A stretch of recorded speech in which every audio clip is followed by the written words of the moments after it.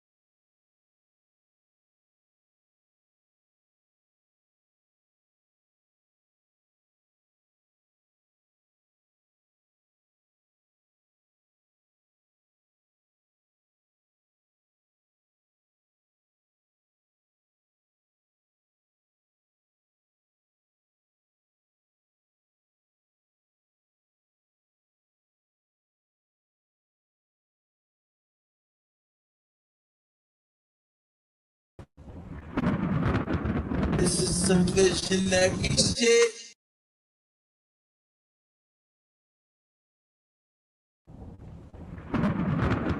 This is some visionary shit.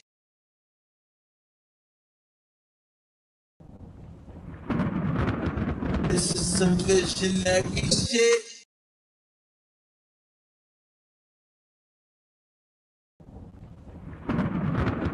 This is some visionary shit.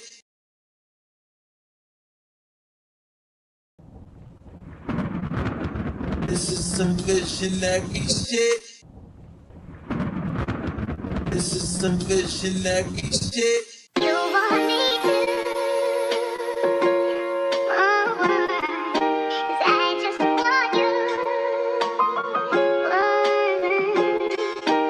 Miss my nigga Die Hard, miss my nigga Taki, miss my nigga Undo, miss my nigga Jaffe. Mornings at the corner store, arguing with Poppy.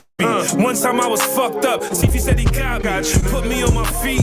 Now my nigga gone and I'm feeling incomplete. Me and you were all-star, was just up in the Jeep. Bent the corner Godwin and ran into Khalif. Shit was cool then. Miss my nigga G Money, he the coolest. One of the main reasons why I really do this. How they kill a goat? Every time I think about it, I be wanting smoke. 40 with the laser and I'm clutching on it close. You know these streets crazy. We miss you, Kaka. We miss you, big baby. I'm still in rap mode, man. I hope this shit save me. 40 round the corner, but I hope I see 80. Hey, Jacquees, we really missing you, cuz. Pick up your phone, I got some bars, I wrote some shit for you, cuz. You know the family threw a fit for you, cuz. The whole city popped out, I swear to God, we had it lit for you, cuz. Damn, I miss Tahir, I miss Sherby too. I miss marijuana, he got murdered too. Roll me up some backwoods, I'm about to burn a few. I can still feel your ghost when it's floating through. I miss all y'all, I miss all y'all, I miss all y'all, I miss all y'all. We was supposed to get this money and just ball, y'all. I wish I could pick the phone up and call y'all. If I could rewind time and bring the scene back, I bring Preemy, bring Nori, bring Beans back. Ebony and Stephanie, I bring the queens back. I'm in the booth with YG, I think I dreamed that. Think about my nigga Shaq, got my tears dropping. Or Big Norm pulling up with the V knocking. 20 plus years, nigga, we was sandboxing. Couple times uptown, we was gram shopping. I miss my nigga D-Nice, I miss my nigga Suspect, he brought the party to life. I miss my grandma, how she used to give me advice. I miss doing sign language with Pike. What up, nigga? You want me to, oh, 'cause I just want you.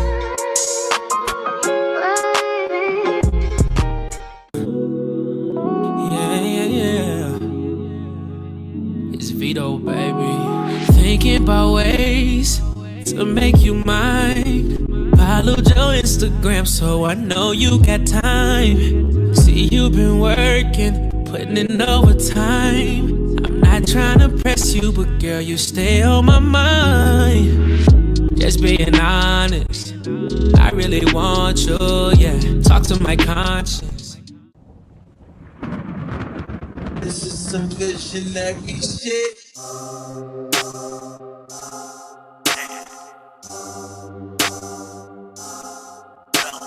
Told y'all ain't a rap nigga. I'm just a nigga that rap. Keep all that rap cat to the back of the back. Ain't with none of the act. I just pull up for the shows and pull up for hoes and shooters wherever I'm at. Told y'all ain't a rap nigga. Nah, I'm just a nigga who rap. I've been putting in work for a long time now. Niggas can vouch for that. I done spent blocks, hopped out on ops for all day. No clout for that. Ain't got nothing to do with rap. Niggas wanna die on live, let them at his man, then double back. Browns left, we gon' double back. Told y'all ain't a rap nigga.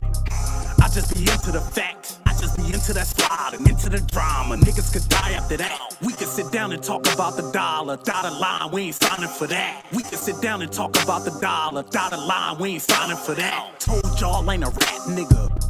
I'm just a nigga that rap. Keep all that rap cat to the back of the back. Ain't with none of the act. I just pull up for the shows and pull up for hoes and shooters wherever I'm at. Told y'all ain't a rap nigga. Nah, I'm just a nigga who rap.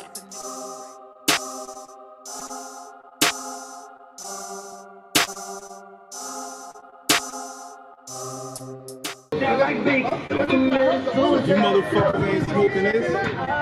You ain't smoking cream tea, nigga. I don't know what you saying. Jokes up, bitch ass bitches and bitch ass niggas. Smoking fire, damn, we on the East Coast. A lot of niggas live their life. I thank God I can look back. I'm on the East Coast with it too.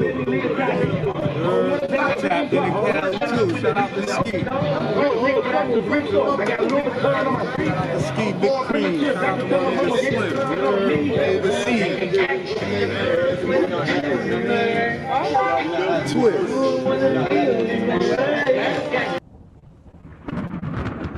This is some visionary shit.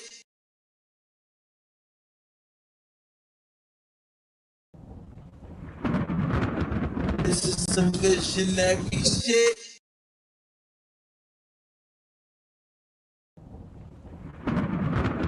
This is some visionary shit.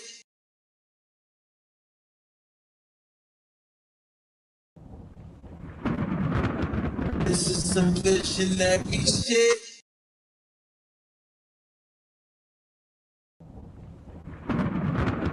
This is some visionary shit. I just gotta get in my bag. Let's go. Let's go. Trap jumping like two. Gangsters in the party, I got 2 glass, got 2 sticks. It's gangsters in the party, I got 2 glass, got 2 sticks. It's gangsters in the party, I got 2 glass, got 2 sticks. It's gangsters in the party, I got 2 glass, got 2 sticks. AP or the rollie, drop the bag on the bliss. Diamonds in the ring, you see the bust down in this bitch. I'm dancing in the club, I got my Glock and put it back. Pistol in the party, looking wrong and we attack. Ain't thinking about the cause, can you hear me? Everybody strapped for the pole, do you fear me? Dealers and drug dealers got a boss, so they gon' stand for me.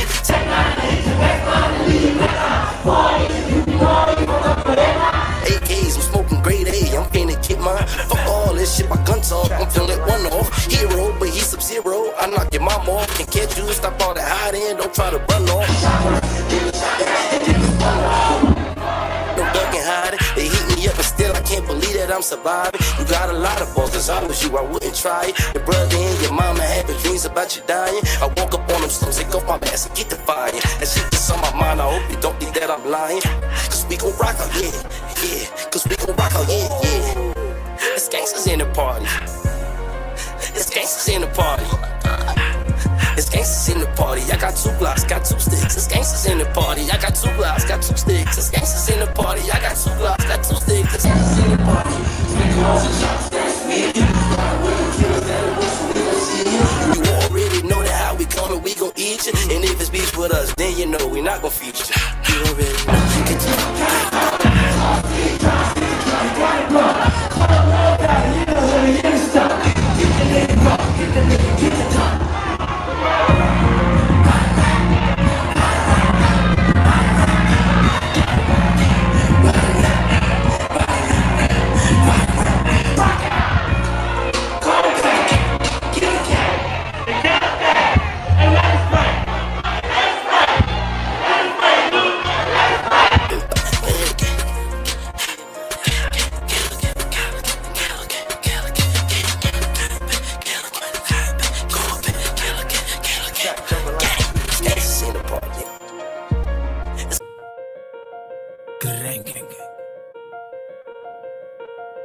The real mob.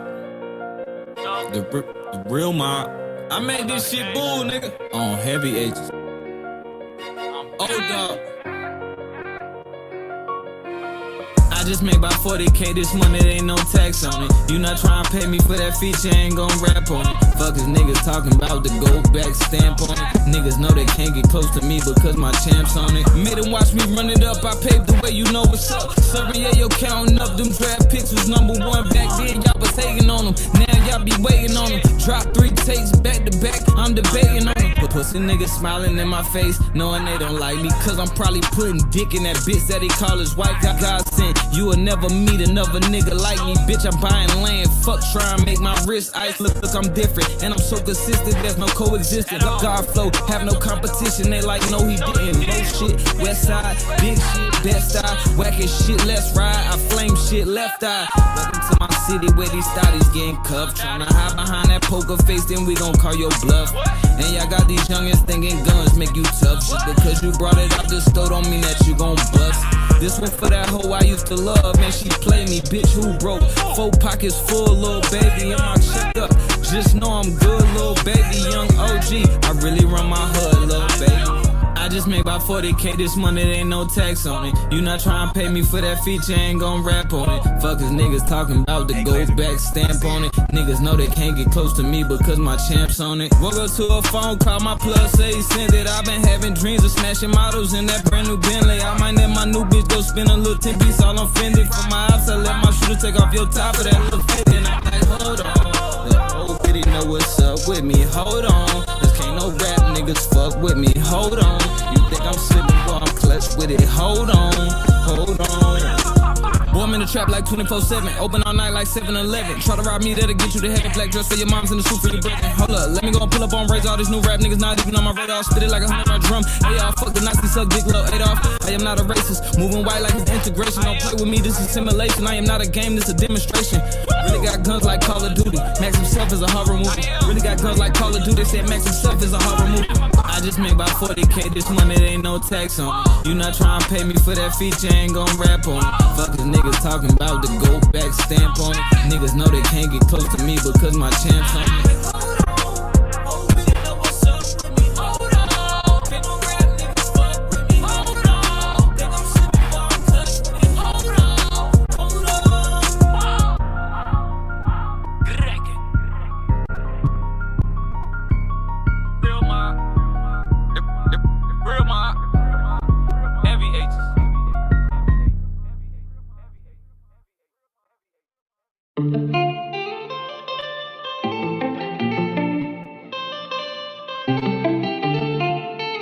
Hey yo, Pluto, you going brazy? That money all I'm tryna run into. Promise. That's what I do. What you wanna do? That's that life ain't. Since a youngin' I been geeking to it. Geeking out them y'all. Oh man, baby.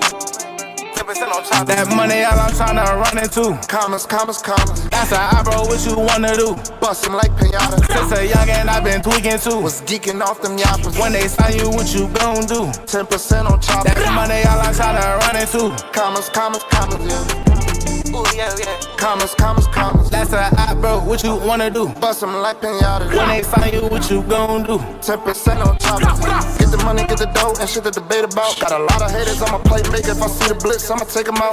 10 out of 10, but I'm gon' win. Back of my sins, but I'll take his ass up top. Pick the pop his leg, nigga, ain't my can. Fuck, I'm a socialite, I don't need no friends. And I'm way too fly, yeah, gone in the one. 1200 bitch, nigga, that's my twin. I ball main back, let's stack big bass. And me right now, like, yeah, come on. Bitch, got t-shirt with no panic, but that shirt, that it's a V-long. That money, all I'm tryna run into. Commas. That's how I bro, what you wanna do? Bust them like pinata. Since a youngin' I been tweaking too. Was geeking off them yappers. When they sign you, what you gon' do? 10% on top. That money, all I'm tryna run into. Commas, yeah. Ooh, yeah. Commas. That's how I bro, what you wanna do? Bust them like pinata. When they find you, what you gon' do? 10% on top. My bitch look like Betty Boo. Yeah, she got fatty too. So much money I ran into. 6 months chicken noodle soup. Pussy boy, I'm ahead of you. Player not gon' step on you. Fold down like the letter you. Recruit him, we gon' kill him too. Hey, Dami, guess who next? He put the spliff and said no comment. Another hop up off the list and we ain't paying no homage. These niggas hold, these niggas standards low, these niggas gossip. We live in pose, yeah, gon' tag a toe. I'ma hit this pot. Peep this, all I wanna do is run up kamikaze. Peep this, if you run up to the gang, that's kamikaze. Peep this, I'ma cut you off, you whacking wishy-washy.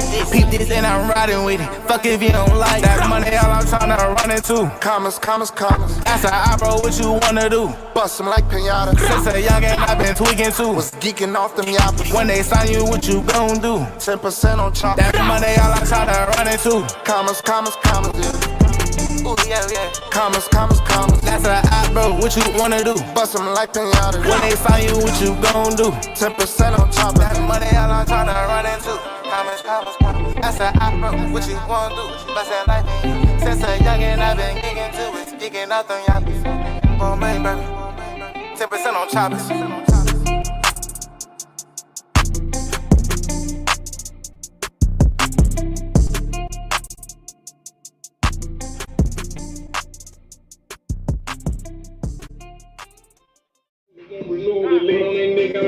chick, I ain't taking the bill, they been in the house. I got lean in the drop, made money in the penny, me pyramid down for a ticket, chick, post my dog, that no, you might die with that coach. You play with that, you just might die with that dope. You better check up me, you gon' die with that. Open my city, you lick, you gon' die with that smoke. In the wild card count, no cut for me. Hit the Glock 26 on top for me. It's how you buy a person, ain't fuck for me. It's ass shots, you got up in the butt for me. It's how you rob a nigga with that gun for me. How you keep catching charge, getting burned for me. It's the I'm on the fence, not get loans for me. It's scamming hard for some phones for me. It's the murder for me, it's the patty for me. Y'all going up, go get Atlanta for me. Y'all pouring up, 3 in the fountain for me. She in Texas, she flew to Atlanta for me. I don't give a fuck about no VIP respect. They pulled me up, fuck around, pull up the back. My brother committed, show he got the pack. I'm mad at her, fuck the hoe, she got the bag. For me, it's the patty. Send me the edit, I pull up this CO6 patty. This ain't for rapping, this shit out the edit. I'm moving the patty. Keep it so she ain't gon' lie for me. Gotta be ready to surprise for me. Why she saying on me? It's surprise for me. And she get money, she's glad for me. She don't see no hoe, she's glad for me. Grab in the permit, don't cry for me. I'm in the bed, don't stand for me. Lay in the kitchen, cooking land for me. I ain't no pay to me. Go, y'all! Fucking pig. Y'all niggas stop. Comment. Oh, y'all want my Nah, hell no.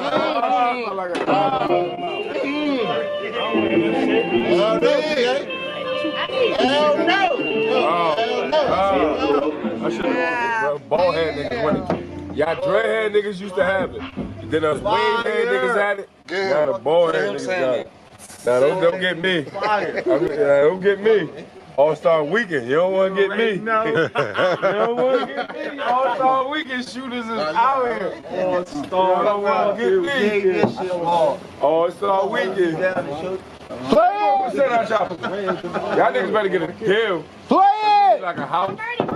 Some choppers, and some SRT, and 10%. Not on the choppers, just 10%. Not on the choppers, though. We can see 10%. Come on, Zion, you bullshit. Yo, the people car they delivering, no, fuck y'all up. The people car y'all niggas delivering, no, fuck y'all up. This shit hard, Sosa.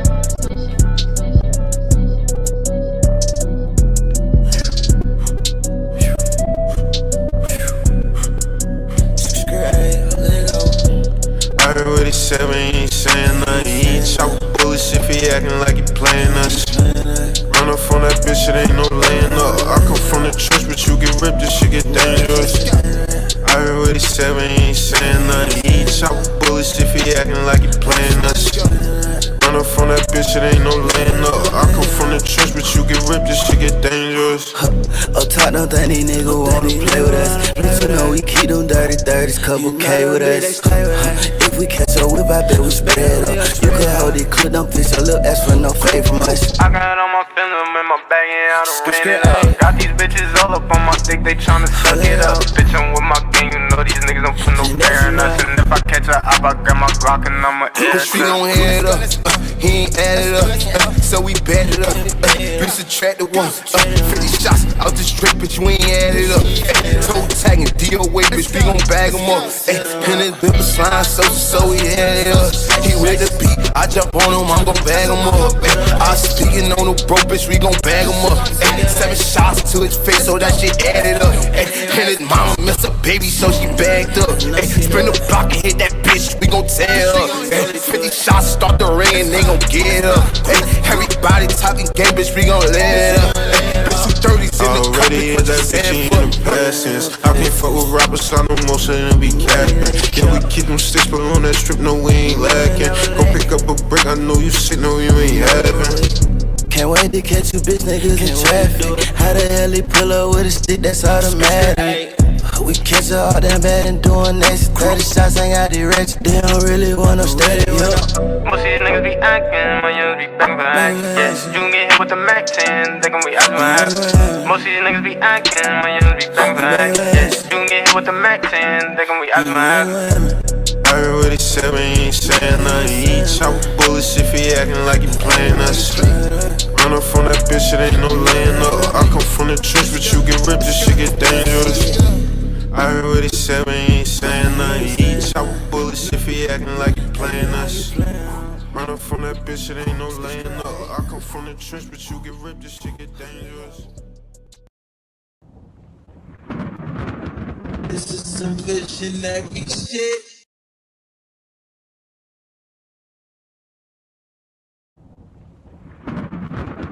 This is some visionary shit.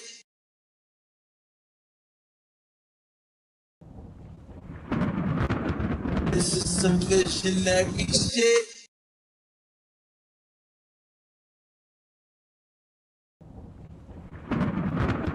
This is some visionary shit.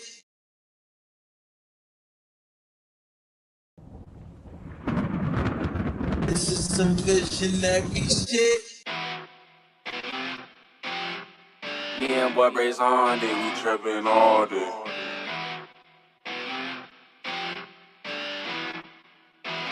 Is this clock? I'm a rock star, she a pop star, but we make it work, no cop car. But I'm driving fast like fuck the jakes, no Audemars. You see what time I'm on, ain't no time to waste. They say time is money, so I spend my time getting Call paid. of Duty guns, ain't no one-on-ones, bitch, this the war zone. Don't come outside, we quick to let it fly, they quick the war zone. One way, bitch, the dumb way, we let them drums play. Gunplay, don't want no gunplay, turn this bitch to doomsday. I got a fetish for them drums, I thought I told you that.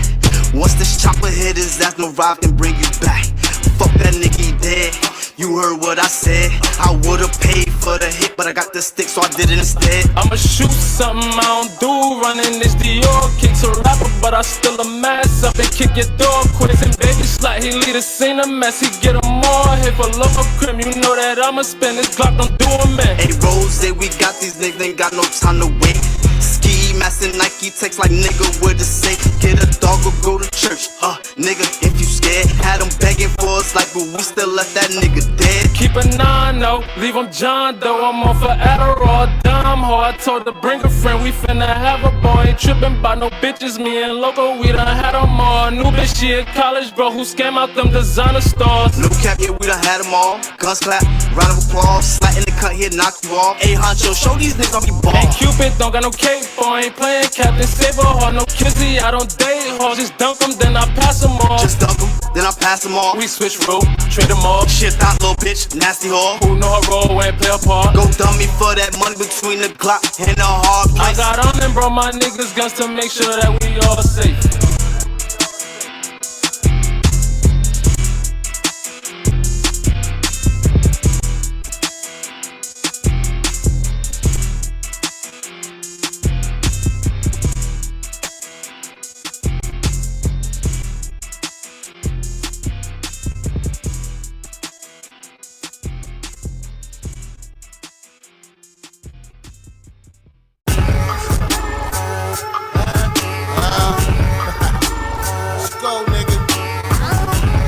Gang, nigga. You know what it is, wait. Talk town, what's up? What's up? I nigga Simon told me don't stop. Like Zoom, nigga. Fuck you, you ain't with us, nigga. Fuck these niggas think you said. What's up? What's up? Plug music, nigga. My niggas got choppers, they shooting on sight. My bitches pop Molly, they fucking on night. What? I deal with the plug, my niggas they eat. We eat. My shooters don't play with them shots and repeat. Bah, bah, bah, bah. Fuckin' with me, you gon' die. Bet you your mama gon' cry. The life that you live is a lie. Might call up your bitch and get high. Might sit back and smoke up a O. Might get me some head and just go. Them bricks, yeah, I get for the low. As soon as I get them, they go. Look, all I know is money, all I know. All I know is bricks, all I know. Fucking with these bitches, all I know. Head in the whip, all I know. Counting all this cash, all I know. Smoking on the gas, all I know. Strapped all the time, all I know. Always on the ground, all I know. Yo, bitches with me and she chillin'. These beats I be getting, I'm killin'. My money is touching the ceiling. My niggas, they juggin' and dealin'. These niggas, they hatin', they mad. They goofy, they don't got no swag. Keep hating, get put in the bag. Every nigga gon' empty the mag. Look, pop at his top, watch him drop. Now ammo, them bullets don't stop. My hitters will hit up your block. Might hit up a couple of ops. Tell them to chill, shit get real. Live by the model, bitch, fuck how you feel. One more time. Live by the model, bitch, fuck how you feel. My niggas got choppers, they shooting on sight. My bitches pop Molly, they fucking on night. What? I deal with the plug, my niggas they eat. We eat. My shooters don't play with them shots and repeat. Bah, bah, bah, bah.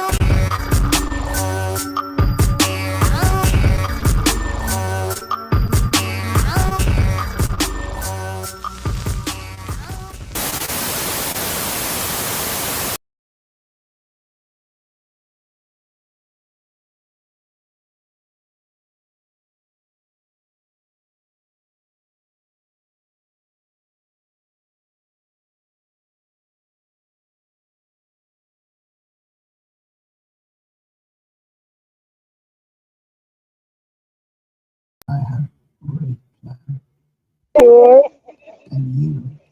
What up, what up, what up? It's your boy Sativa Jones, aka LeBron. It was a fucking accident. Name popping because the older one kind of with CKA ready I because feel I'm like 10 today steps was ahead every time. And I'm here with, it's your girl, Olivia Wild, of course.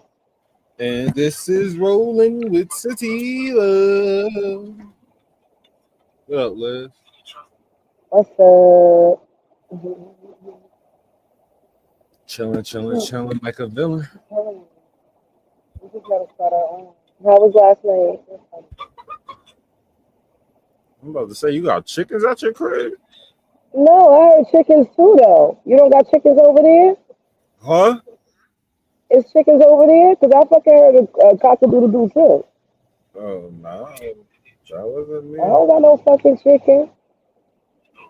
Oh, here we go. I finally found it. Thought the Mexicans was doing Santa Maria over there. No. What the fuck was going on? Because was it yesterday? Was it yesterday? I think it was fucking Saturday. We was driving and we drove past this one block. It was like so many Mexicans on that one block. And they were surrounded with fucking rose petals. And they made a fucking trail of rose petals of wherever they walked from to that block. It was just rose petals everywhere. I was like, what the fuck is going on? What's that about? That Santa Maria shit?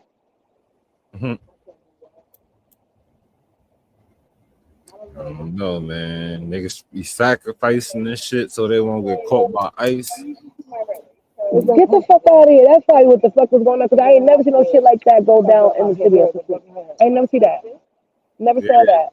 And then they be having to have an altar where everybody that want the same protection could come and pray. So they probably just put it right out. So they out here doing fucking voodoo. That's what that's called. Mm-hmm. They can call it sacrificing all they want to. Voodoo. This bitch B Simone need to sit down somewhere and be quiet for like 2 weeks. Yo, real talk. B Simone is like the bottom of the barrel type of bitch. She is the biggest crab in the bucket. The worst crab in the bucket. The most hatingest crab in the bucket. She had me texting my best friend to let her know we still fucking best friends. I'll never do no shit. I'll never cross you like that, bitch. I'll never do you like that.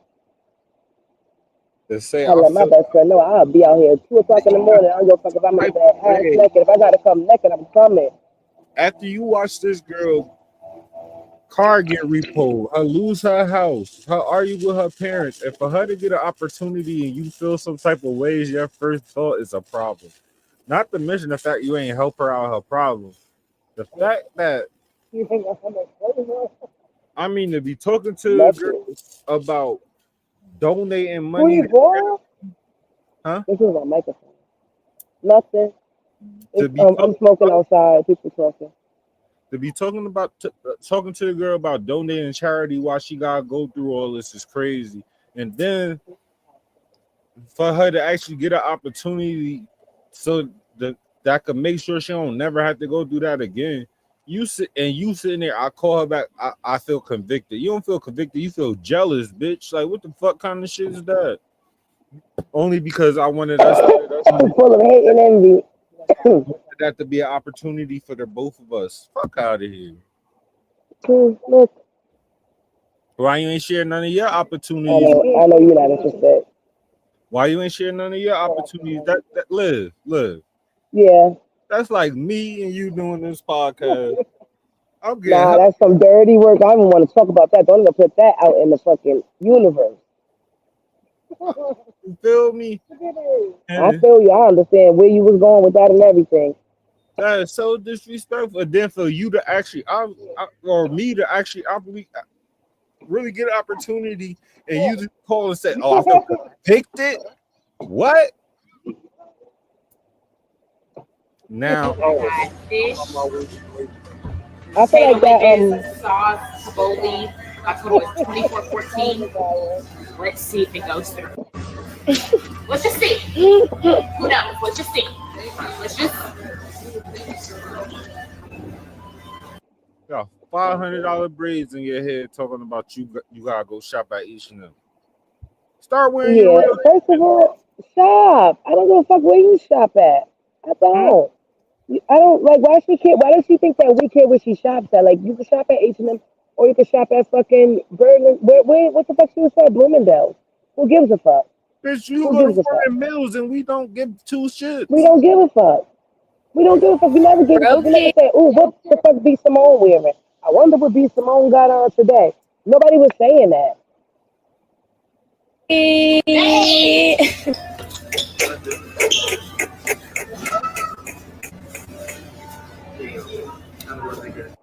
I can't look at this word without. Oh, yeah. What's the word? What does that say? You don't even let us see the I word. don't know what it say. I was trying to ask you. Yeah, she ain't even let us see the word. It probably said best friend. Stops do we have left? We have 2 more stops left. We just left Jordan. We're pulling up on China and a young lady named Q. I don't want to pronounce her name wrong, but I can't think of how to pronounce it, so I'm just going to call her Q. And You're in your 20s with over 20,000. Man, B Simone, we don't care. I feel like the friend either use her platform to like tell her about herself, or like what the fuck? Like, what was that about? Like, how did B Simone not realize that she was about to get ripped on her own show? Not only that, we still ain't forget what you did to your so-called when you was best friends with Jackie and all them girls. Like, Right, and DC, just cut them off. Talking about they don't serve you no more. Like, what the fuck is that? after you said if you want to hear my thoughts on Jackie O passing, Mm-hmm. it's behind join my subscriptions because it's Right, behind the subscription wall, a paywall. What? Whoever did that, y'all really love that bitch. Because Captain Samuels was right again. Captain Samuels was right again. Fucking mouth about a black woman. Say something nice, bitch. Why don't you say black women are angry because they've been raped and abused and preyed upon in this country for over 500 years, and pussy niggas like you who have the power don't use your power to come to their defense? Why don't you say some real nigga shit like that, nigga? How about that? You know what I say when people say black women are angry? They are. And they do have to work on that. Some of their attitudes, not all of them, but some of their attitudes are extremely fucking disgusting. And it's super unattractive. And it's just the truth. But I'm not going to ban you because I know why you act like that. I think I like a candy. I'm 1 burning in minute, my Liz. room.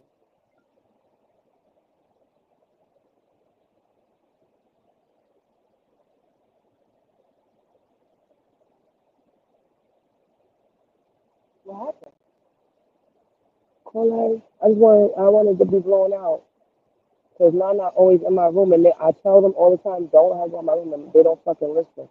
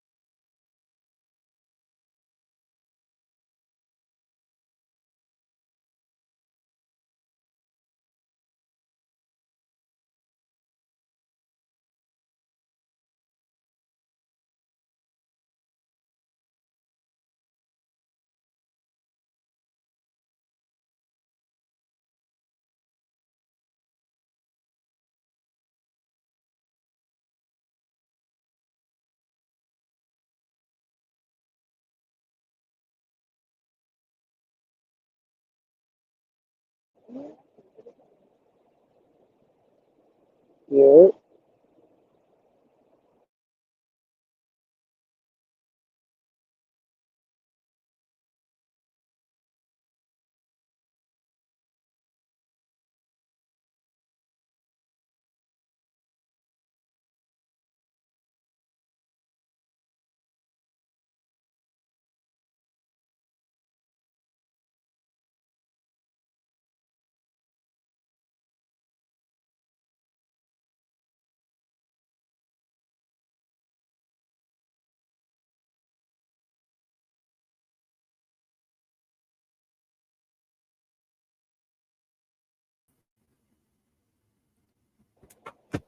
We back, and we back.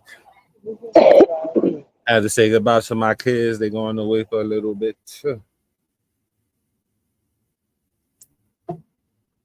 But yeah, he got a good point. Like they do act like they do have an attitude for a reason, but the same shit happened to us. So why use that on us? That's what I'm saying. Like,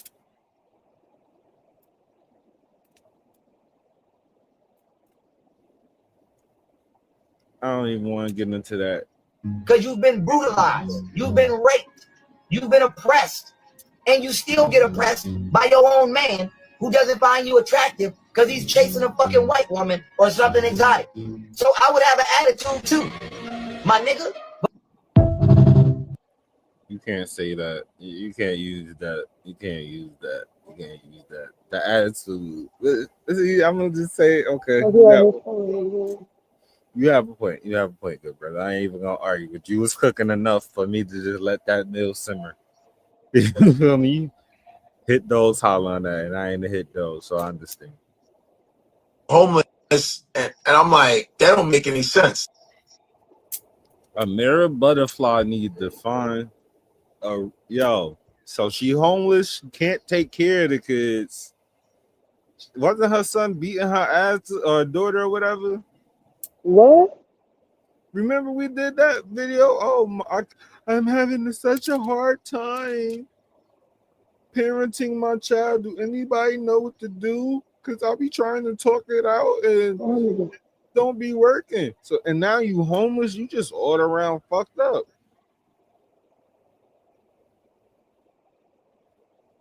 Say he's considered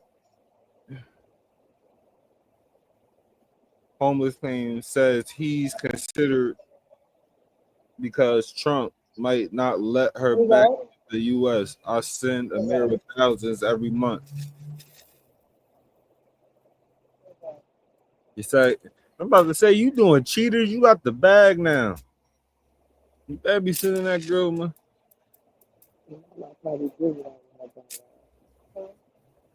That's like Pete. That's Pete Dunne's kids right there, you know. And God, I'm kind of at a loss for words with it because it's more hurt, and I try not to put anything else out in the world that would hurt my kids because already I did Love and Hip Hop. I got a lot of explaining to do from the bullshit I did on the show. yeah, So I try not to put nothing out in the world, and I do love Amina. Amina has a good heart. She means well. I'm another shot. Listen, I literally got off the phone with Amina yesterday. I'm handling some stuff for a car in LA, and she asked me, can I get tickets for a jazz show for her and her family to take her moms to? There was no discussion of anything negative like that. I flew to LA last week.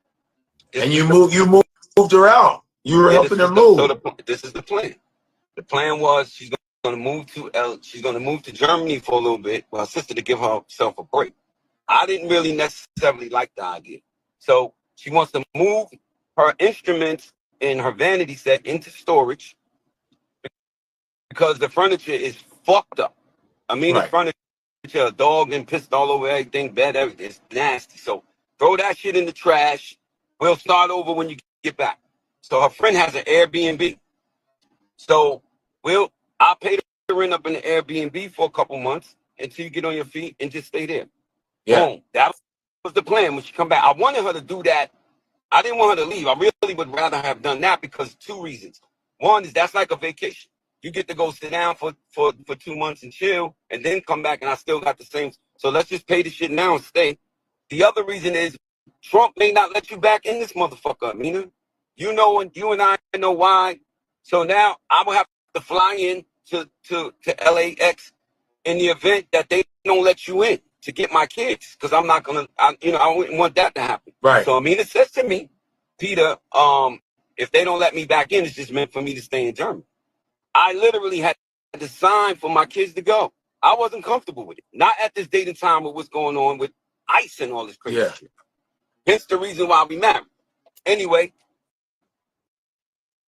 if I'm being honest with you on some brother shit, the last thing I would ever do is lie to you. I would never lie or You cap. never lie. You never lie I to me. love my kids, bro. My kids can never be homeless. Real shit. I have an apartment in Dallas. I said, Amina, just go stay in Dallas. Live Right. there. What am I going to do in Dallas? Live rent-free? Swim? Right. Go at amenities, chill for a little bit, give me a breather because I can't pay rent every multiple places. Get a place up in Dallas. I send Amina thousands every month. Yeah. Whatever she asks, she will get on here and tell you too. It's just that she wasn't able to hold her side of shit up. She felt like homeless, and I'm like, that don't make. That happens a lot though. They just see that child support check because like the nigga is the host of Cheaters. That shit been going for years. Like, you feel me? He's making some bank. You feel me? Mm-hmm. I can see him actually giving her like a couple, like 5,000-6,000 a month. Yeah, but what's she doing with it? She live in LA. That's high ass rent. 5,000-6,000 in LA. So move out of LA. Why is she in LA if she can't afford it? That's exactly what I'm saying. Like, if he said move to Dallas, she like, what the fuck I'm gonna do to Dallas? Bitch, chill, live rent free. What you gonna do in Dallas? You gonna have somewhere to live, dummy. Right? Facts. Right now, you don't have anywhere to live. You'd rather be homeless in LA or living rent free in Dallas. Bitch, pack this shit up right now. And Peter Guns, you a sucker. It was time for you to take them kids when this bitch that was making stupid decisions like this. If she gotta stay in Germany, it's just not meant for her to come back. Oh, okay. That you want to take? You talking crazy? You're losing your mind. To Germany because life getting too hard over here. Well, give me my kids. Yeah, because you're bugging. She's gonna push some. If it comes to that, I'm gonna have to go to the airport and get my kids. No, get them now. Start the process. Cause she bugging. Niggas be so weak, bro, because they don't want to give up their lifestyle. Right. But it gotta happen. Like, you gotta sit down, and it's okay to sit down. Sitting down is kind of fun. Just end him. That was the goal of a group of 10 and 11-year-old girls who, surprise police say, wanted to kill a boy at school. The motive? He's accused of cheating on one of them, so she wants him dead. The murder plot was simple. According to the police report, 4 fifth-grade students at Legacy Traditional School's West Surprise campus planned to lure a classmate to the charter school's outside bathroom and stab him in the stomach. And each girl had a role to play to get away with it. One would bring the knife. Another would forge a suicide note to make it seem like he took his own life. And someone would act as a lookout, while the other carried out the stabbing. And to avoid fingerprints on the murder weapon, they would wear gloves. Documents say the friends came up with the plan during lunch and recess on October 1st. Legacy administrators worked with the school resource officer to investigate when students who overheard the plot came forward. The next day, their backpacks were searched. Just end him. That's crazy. What the fuck is they teaching at that school? Nah, that's some internet shit right there. That's too many fucking kids talking about plotting to kill another student. Like plotting. Fifth graders. Plotting for real.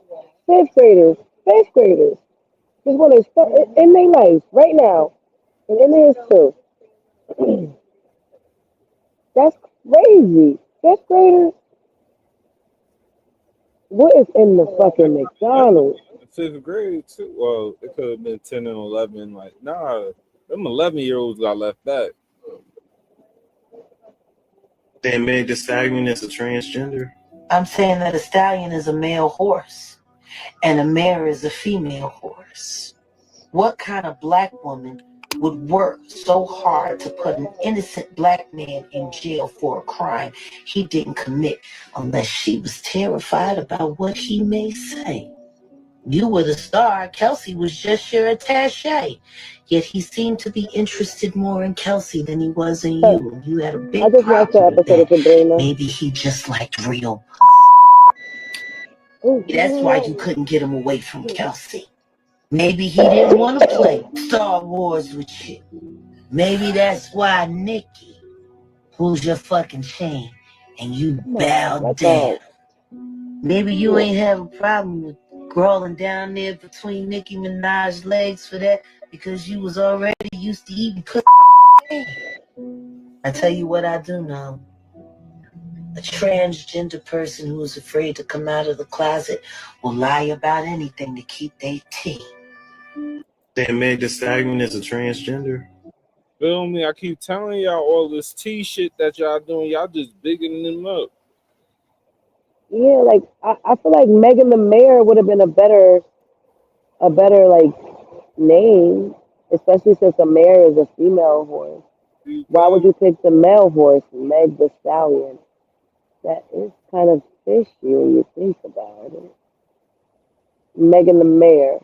I was saying that when this show first started and we was talking about all the Tory shit. And niggas was like I was hating. So, okay. Now we here. Hello. You wasn't saying that, but you was getting comments on it. I was fucking with her for a while. I was fucking with her for a while. But I can't fuck with it. Shit is weird.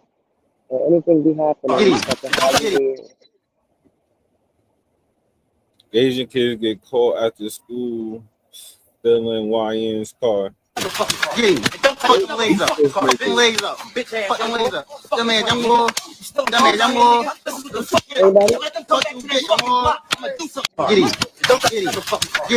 fuck the legs up. And I see you again. No, keep going, bro. That nigga ain't crying. You better shut up. And I see you again. That nigga said, keep going, nigga. That nigga ain't crying. Red life. Whoop that nigga ass. Oh, gave him a real life grandmother ass whooping. Grandmother ass whooping. Slanted, like, put him down gently just to keep whooping his ass. Talking shit and everything while whooping him. You had to start stripping this nigga at some point because them clothes protect him a little too well. That's like, a good little workout. I'm watching him whoop his ass. I'm like, he's getting he's getting a nice little workout in. Shit. I don't know if I want to give a welcome back to Chicago. This is from the previous pitching change. Torey Lovello with Ketel Marte in tears on the pitcher's mound, waiting for the reliever to come in, consoling Ketel Marte, who was in tears. Ketel Marte in tears, kneeling down behind second base, being consoled by his teammates. Now, we can only speculate as to what bad news that Ketel has received, but he was very emotional out there as Beeks comes in to face Austin Slater, the pinch hitter, and Slater, batting for Rojas, flies out. No idea why Ketel was in tears there during a pitching change. He might be upset about his teammate Ildemaro Vargas suffering a broken foot earlier in the game, but that was unusual.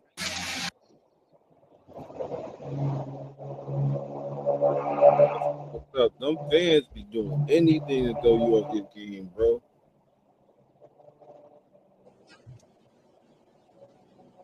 Sick and utterly foul. Oh, I didn't even want to watch this. Old boy before he left in the coma after being slammed to the ground by deranged fellow passenger on the airport. Oh, shit. What type of shit is that? Oh, my God. Yeah, he's crazy. You can't even let your baby walk around now. You got to keep your baby on a fucking... You got to keep your baby next to you. Or a motherfucker gonna slam him for no fucking reason. Don't blur that fuck nigga face or his mugshot. Why the fuck are you slam that baby?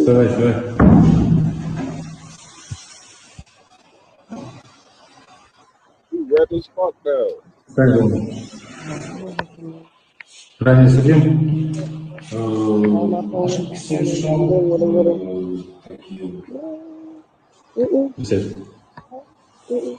Not me. Not for me. Nothing for me. Trick that they don't want you to know about. Take any cube as mixed up as you'd like, and all you do is the same moves 8 times. Did this last your mom? All right, so we're gonna move into these Facebook stories. Liv done compiled a lot for us. We gonna talk about this Natasha Scott husband. That's where we left off How last. many minutes away? Yeah, right. Again, ag. So I'm done filming for today. I done filmed like 5-6 videos. Liv, you're gonna have to take the point on this one because I don't really know. So tell me when to pause, tell me when not to. Okay. Posting them everywhere, right? I'm eating carrots. Like, I'm just having me a little carrot before my tech guy comes over. Nothing major. Y'all, why did Rocky's girlfriend that he was dating while he was married to Latasha Scott DM me the T messages of her and Rocky? When I say I'm choking, I screamed. And I wouldn't even have seen it today if I didn't look in my message request, friend request, DMs. Y'all, I'm gagging. We're going to just read and talk about it. We're reading it exclusively. Oh, so he like bitches that wear contacts. Exclusively. She just posted it and tagged me. Let's talk about it. Y'all, these are the messages. And she sent them to me and she was like, somebody just sent me your video on Facebook. Y'all just posted like earlier today. She's like, somebody just sent me your video on Facebook, so I tagged you to it. I said, sister, let us read. Okay, so the black is Rocky, the blue is her. Because these are messages that she sent me. So these are the responses. He said, you must be having a ball in Miami because I haven't heard from you. She said, yeah, okay, you ignore my text. So Rocky is Latasha Scott husband, right? He him and Latasha, I don't know if Latasha was even in on it at this point. That's why her and her sister was fighting, right? That's what because he stole money from her. So I guess royalties or something. Oh he wow. stole her royalties. They kept her money. And that's basically why pretty much why we know him. What he's known for. And tricking off on other bitches with it? That's insane.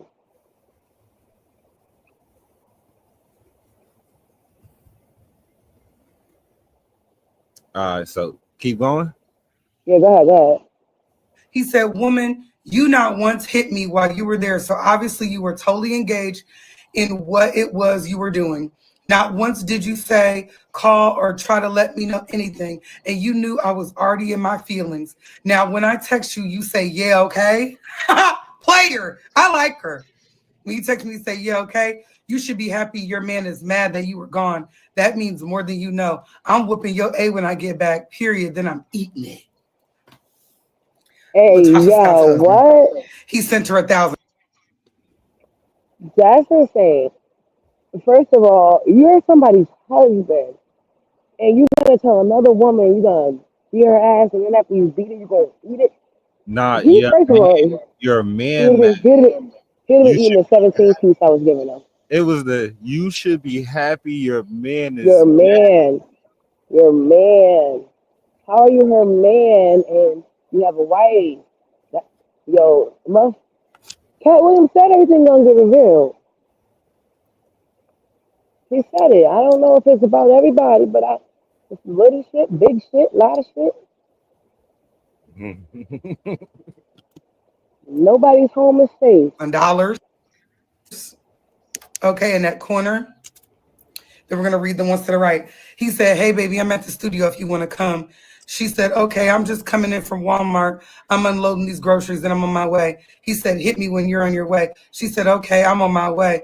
And then he said, okay, when you park, I'll send someone out to you because I'm out here with Tiny and Tip on deck.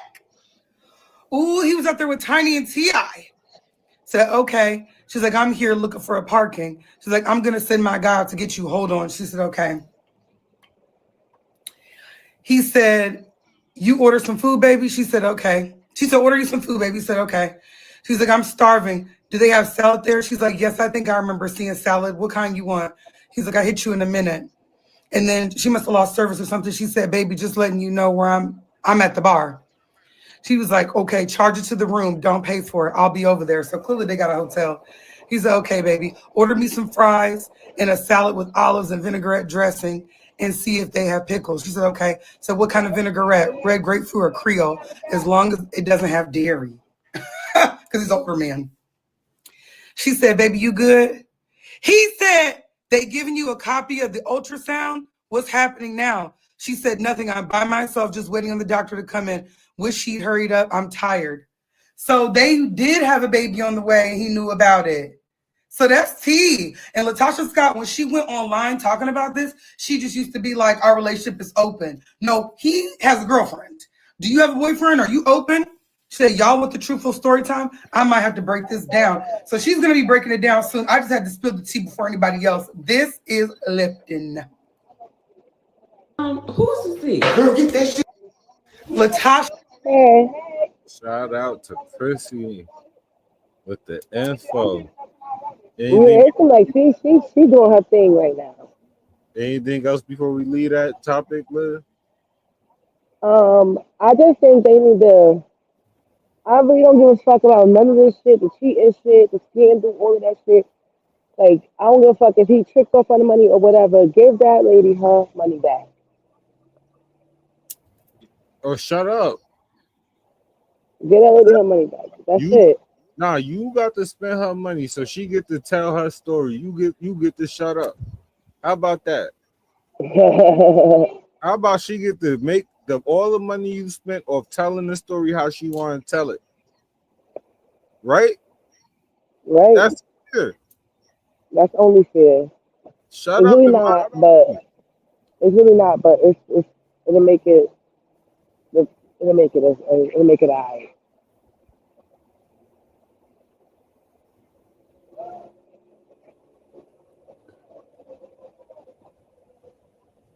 Conspiracy theories are true and sometimes they're false. Now, Michael Jackson, it's no secret he had his share of allegations, defamation, scandals. Before you label or condemn me, don't treat me like a criminal, because I am innocent. And to be honest, I'm a Michael Jackson fan, like a huge Michael Jackson fan. With that being said, I did some digging, and boy, did I dig. Now, here's the facts. During the 90s, Michael Jackson was accused of a lot of things, but nothing ever stuck until 2005.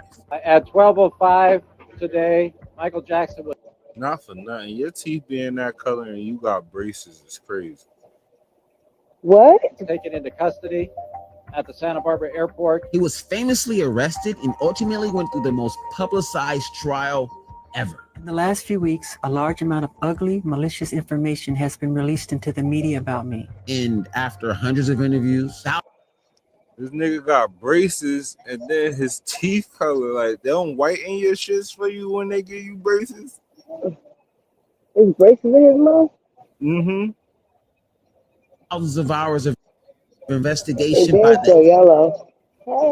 It's the bottom. I think it's only the bottom one. Damn, nigga. FBI, thousands of pages of documents. Please keep an open mind and let me know my day in court. I deserve a fair trial like every other American citizen. They turned my room upside down, went through all my books, all my videotapes, all my private things, and they found nothing that can say Michael Jackson did this. Michael was still found innocent. I mean, they tried everything. They even tried to get his label mate, Aaron Carter, the brother of the Backstreet Boys, Nick Carter, to lie and say Michael did things to him. After I left the party, I get back to the Sheraton Hotel at Universal. There's 4 FBI agents waiting for me. And my mom's there and she's like, tell them what happened. I mean, nothing really. I mean, we played video games. The thing is with that whole thing is that, you know, they go, oh, you slept in the same bedroom as him. It's like, I don't think you understand. Michael Jackson's bedroom is 2 stories. And I'm like, what do you mean tell them what happened? And I looked at all 4 of them and I said, are y'all crazy? I said, what you think I'm gonna do? Tell you that Michael did something bad so that we can sue him for money? Mr. Jackson has been repeatedly advised by those who stood to make fortunes in his business affairs to pay money rather than face certain false allegations. He did pay money. That man did nothing but be hospitable, kind, loving, giving. What the f is this? I mean, those headlines would have. The dopest shit about Michael Jackson was the day his album Dangerous dropped, he had 8 out. Because he had to address the press, right? So He was in like the EU with the sheiks and shit. They had 8 jets fly out. So they think that he gonna land in like Dublin, US, South America, Brazil, somewhere like that, right? He had 8 jets fly out, and he did the press conference from the EU. And the EU is what again? What's the EU? Saudi Arabia, Dubai, all that. Wept the world. The media wanted to see him go to prison. The media had a lot at stake. Here's my conspiracy. It all boils down to money. Publicly, Michael went at Sony. Back in 2002, he publicly went at the head of Sony, Tommy Mottola. Tommy Mottola is a mean, he's a racist, and he's very, very, very devilish. And Tommy Mottola is a devil. And just 3 years later, charges randomly popped up. Yeah, because Mike didn't even talk like that. You feel me? If you were just a mean person, he'll call you a meanie. Right. He'll talk, he'd be like, Prince is a meanie. He tried to get his car. But this nigga, he's sitting there saying, you the devil. And Michael was finally arrested. This is crazy. Upon doing this video, I came across researching Tommy Mottola, and the things that I seen is crazy. That was Mariah, man. He had Mariah in that Jay-Z Rihanna situation. Mariah Carey? Mariah Carey. Who? Tommy Mottola. Okay. Wait. The guy that Michael Jackson was beefing with. Yeah. While this video going on, I'm gonna pull up some Mariah Carey, Tommy Mottola situation. For instance, I don't know if you heard about him, Mariah Carey, and the J-Lo situation, but we'll save that for another video. Why did Michael go at Tommy? It's no secret Michael did not like touring. He didn't like it at all. I go through hell. I go through hell touring. I don't like it. I know, but so he made sure he can do things that can sustain his wealthy lifestyle instead of touring, which was by publishing. Michael wasn't broke. He just didn't have the liquid cash. He had the assets. He didn't have the liquid money. Purchasing his first catalog back in 1985, and he did it with Sony. They were 50-50 partners, even partners. And what do the headlines say? Michael owned 50% of Sony. The publishing company that they acquired together was ATV Music Publishing. They acquired the catalogs of the Beatles. I bought the Beatles while I'm doing the video with the Beatles. That's gangster. He owned a significant portion of Elvis's catalog.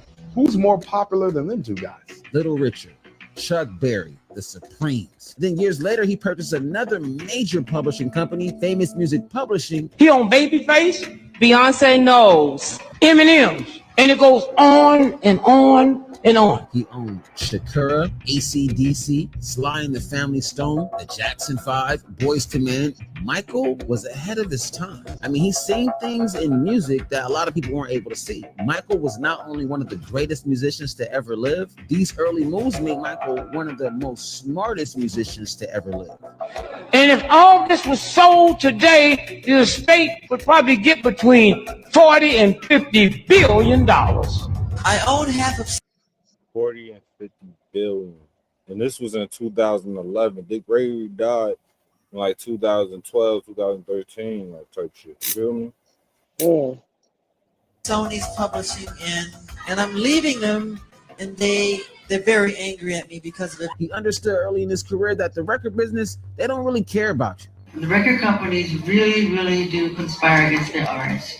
They steal, they cheat, they do whatever they can. And looking back on it, Michael got louder with his fight against the record companies. Listen to a song, They Don't Really Care About Us. Eat me, hate me, you can never break me. Will me, thrill me, you can never kill me. Chew me, sue me, everybody do me. Michael outsmarted Sony. They never thought that this performer, myself, would thinking. I know this may sound crazy with conspiracy theories, but my guess is that Sony didn't want Michael to be their even partner. I mean, think about it. This is Sony and a 50-50 partnership with Michael Jackson. It just didn't sit right with them. All I wanna say is that they don't really care about us.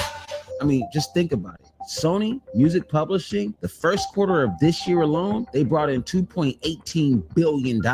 So with all that, I have to say, am I overthinking about my conspiracy that Michael didn't die accidentally? You can never break me, will me, thrill me. You can never kill me. It was deeper than what the media showed. A lot of his allegations were lies because of his business handlings. Or am I just overthinking? If you want to hear more on this conspiracy, hit that follow sign. I'll make sure to follow up. I've always said, you know, art. Nigga, Michael Jackson was showing us in real time how much people loved him, that they wanted to see his kid blanket so bad that he held him over the balcony, just like, yeah, I really want to see my kid. And he was faking like he was going to take the blanket off him. You feel me? Mm-hmm. They called him Wacko Jackal for holding his kid off a balcony like he was going to drop his kid. They tried to flip it so we'd think he was crazy by doing it, but he was just showing us his power. Mm-hmm. That's crazy. And he was paying artists dividends of him owning their publishing. That's why he didn't have liquid cash.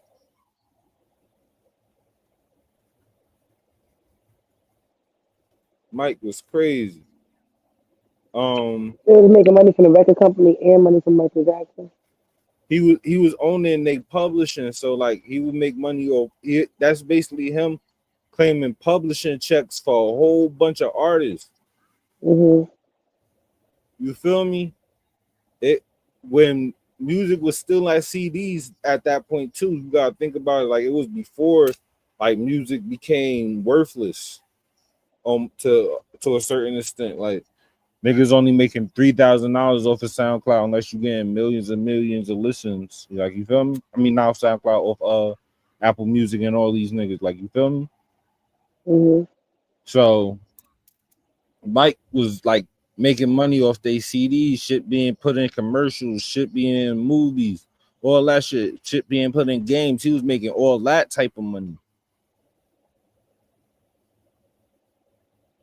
Mind you, he owned the Beatles, the bloody fucking Beatles.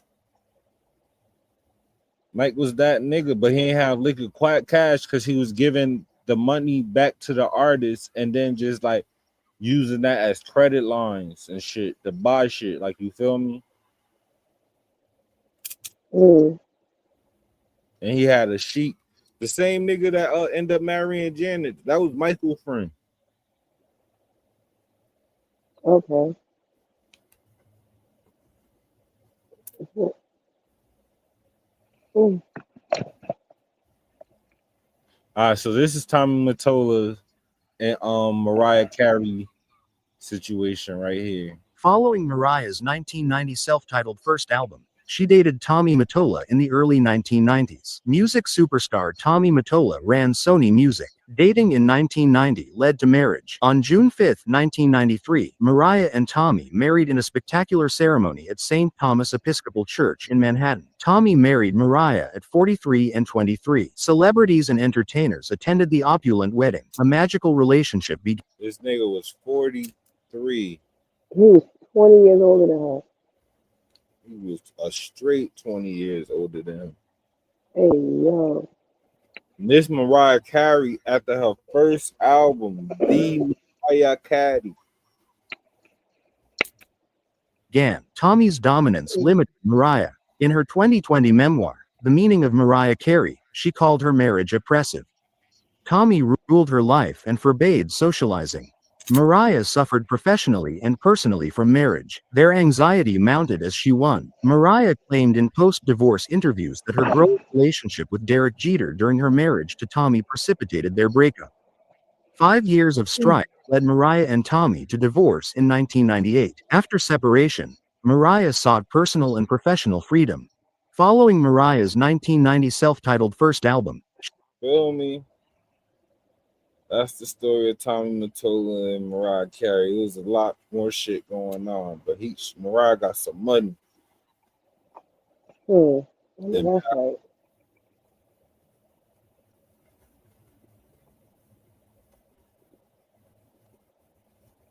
Okay, so I was today years old when I found out that there was another woman that was going to be given the role of Selena prior to J-Lo. Apparently, this woman was actually going to be given this role, and unfortunately, after being offered the role, was no longer with us. Her new location was in a trash can.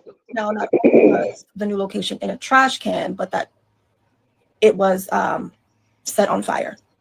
Y'all are gonna have to catch my drift here, okay? Just put the pieces together. Now, this woman was Miss Gloria de la Cruz, aka Letitia Miller, which was her stage name, who had an uncanny resemblance to Selena. I mean, if you look at her, she would have been perfect for the role. Unaliving happened a couple days after she auditioned for this role and was given this role, allegedly. So upon further research, I've seen people saying that this was during the time that J-Lo and Diddy were a thing, but then I've seen conflicting stories that say they were not a thing. I've seen that she only auditioned for the role alongside J-Lo, and there were about 4 people in the running before it ultimately went to J-Lo. But then I see stories that she actually was given the role and then was no longer here with us to take on that role. And I saw people come out and debunk the entire theory and say, yes, this woman did exist, but this did not happen. I don't know. I just want to know what y'all think. Okay, so I was today years old when I found out that there was another woman that was going to be given the role of Selena. Yeah. I believe that was a freak accident because, like, they look like they from 2 totally different sides of the map type shit. Bitch, y'all want me to believe J-Lo put this bitch in the trash can? They tried to blame Diddy. You ain't hear that? Yeah. Making a cool conversation. Y'all Mexicans don't like us, bro. Don't be fighting for them. Yo, Diddy might walk. Y'all heard they dropped 2 I charges. told you. They dropped They 2. said that wasn't real. I just sent a video on Instagram not too long ago. They said that's not real. Yeah. We I dropped sent it on Instagram. It might be the last video I sent.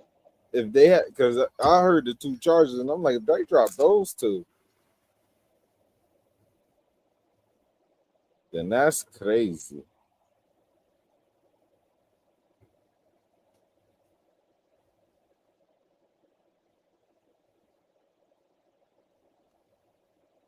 Government only removed attempted kidnapping and attempted arson, but there are multiple acts of each charge that he is being charged with. The voluminous amount of confusion going on about this right now. Help me push this video out, get it to everybody. That way everybody understands that Diddy is still being charged with kidnapping and arson under the RICO charge. The feds just confirmed during their charge conference today that Kid Cudi's testimony is going to be coming into their closing arguments and Capricorn Clark's testimony. Now, under the RICO, you have a long list of all of these predicate acts, which are crimes that fall under the one big charge, which is the racketeering conspiracy charge for RICO. The first crime that falls under the RICO is kidnapping, and they're charging him with multiple acts of kidnapping, which include kidnapping itself, attempted kidnapping, which is what they took out, aiding and abetting kidnapping, or conspiracy to commit kidnapping in violation of California law. The jury instructions will appear like this. All they're doing is removing attempted kidnapping, but he's still being charged for kidnapping, aiding and abetting kidnapping,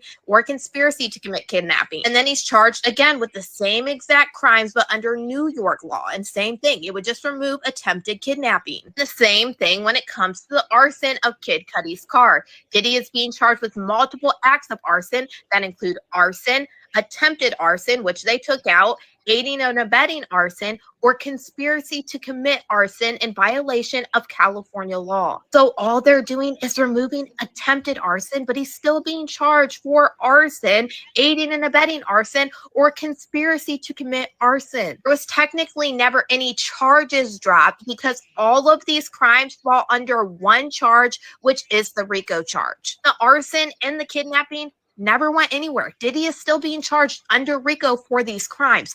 They just took away one of the acts. But the sheer amount of confusion, even with the mainstream media, just help share this video out. That way everybody knows exactly what's going on. And don't forget, y'all let me know what you guys think about all this in the comments. There are no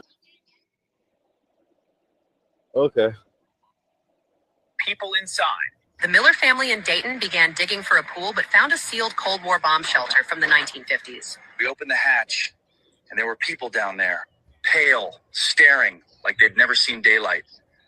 Inside, a family of 6 spanning 3 generations has lived underground for decades, believing the world above was unsafe. My parents locked us in during the Cuban Missile Wait a Crisis. minute. Hold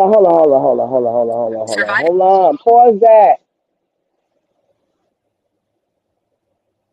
How they making all these generations? Yeah.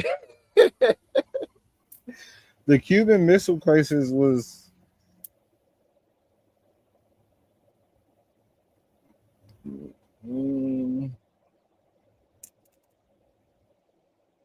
maybe 63.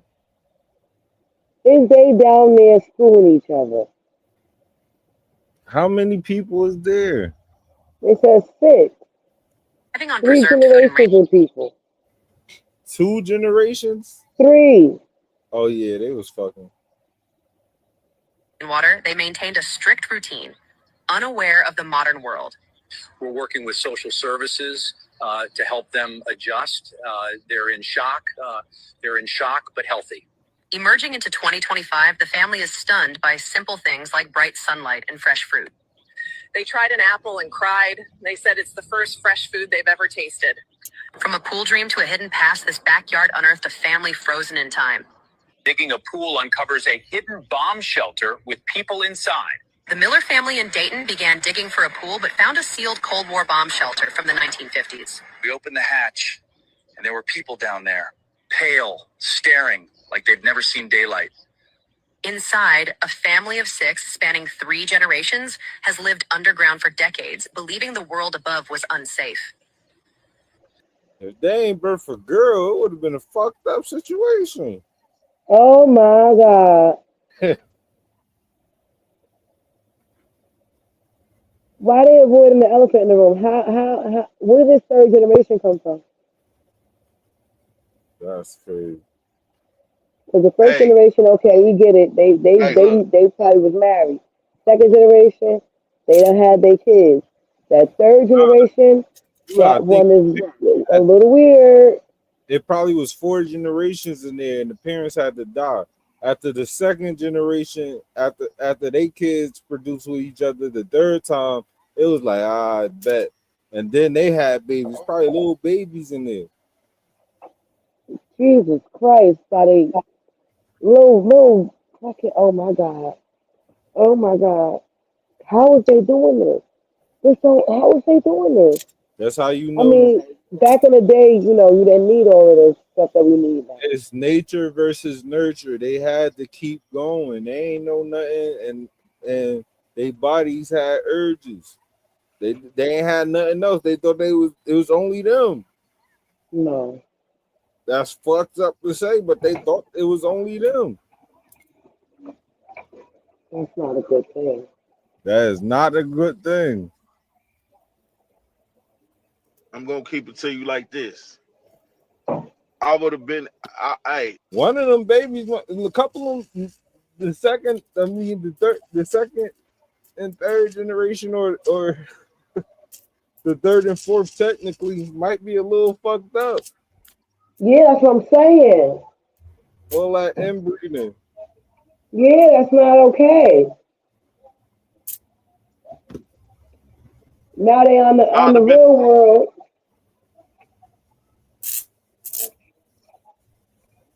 You think the oldest two gonna go get different mates now? The oldest two? Oh, everybody, they're gonna be outside.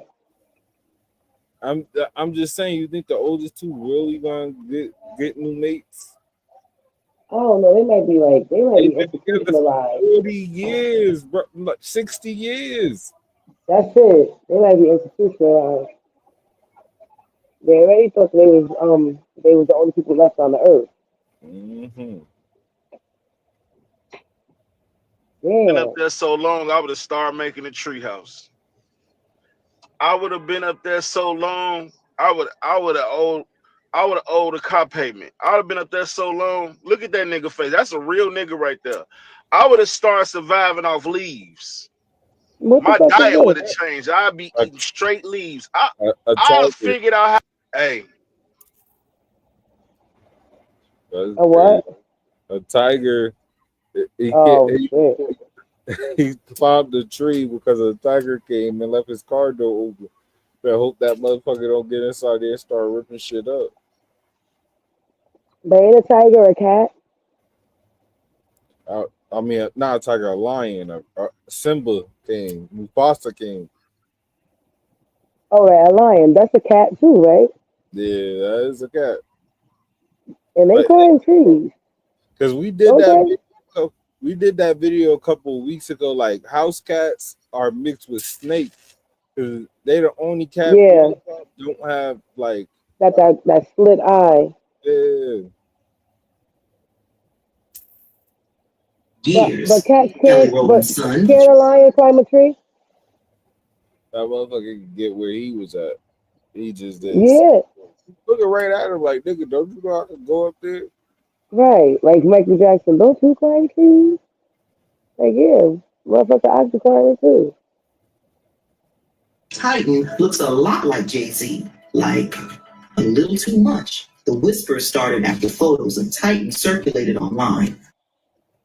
They saying Kelly Rowland's son. Yeah, This like Jay-Z. man, Huh? he look like though. He do look like them though. Mm-hmm. Like right here. Fans pointed out Saw her husband. That's her husband, Brown. facial features, nose shape, and even side-by-side comparisons with Jay-Z and Blue Ivy. One person literally commented, "Why does he look like Jay-Z and Blue Ivy?"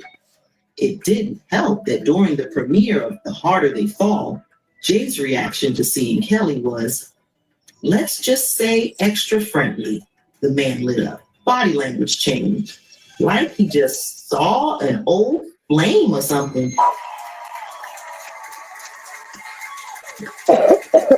So y'all extra.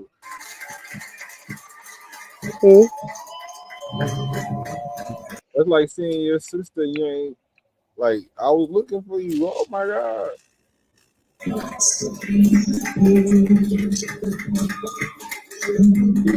Just like you, they want to be close.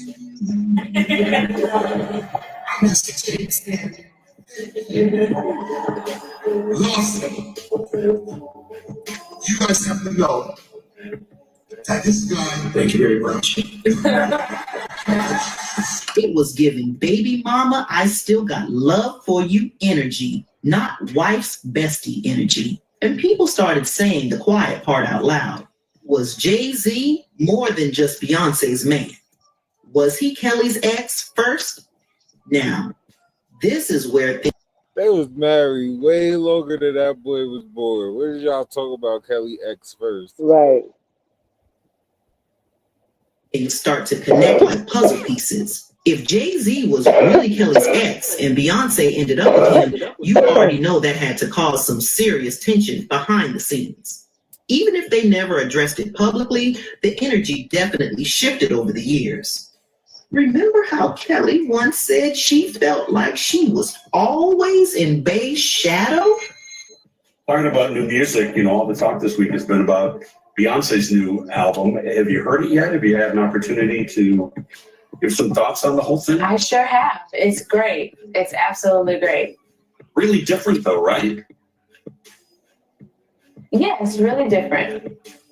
Getting back to what I'm here to talk about, Claritin. I'm very excited to be teaming up with Claritin. Kelly Rowland on being in Beyonce's shadow for years. Kelly Rowland's son, Titan, looks a lot like. That's crazy. He like it. He bad. He was like Jay-Z, like a motherfucker. Niggas messy as hell.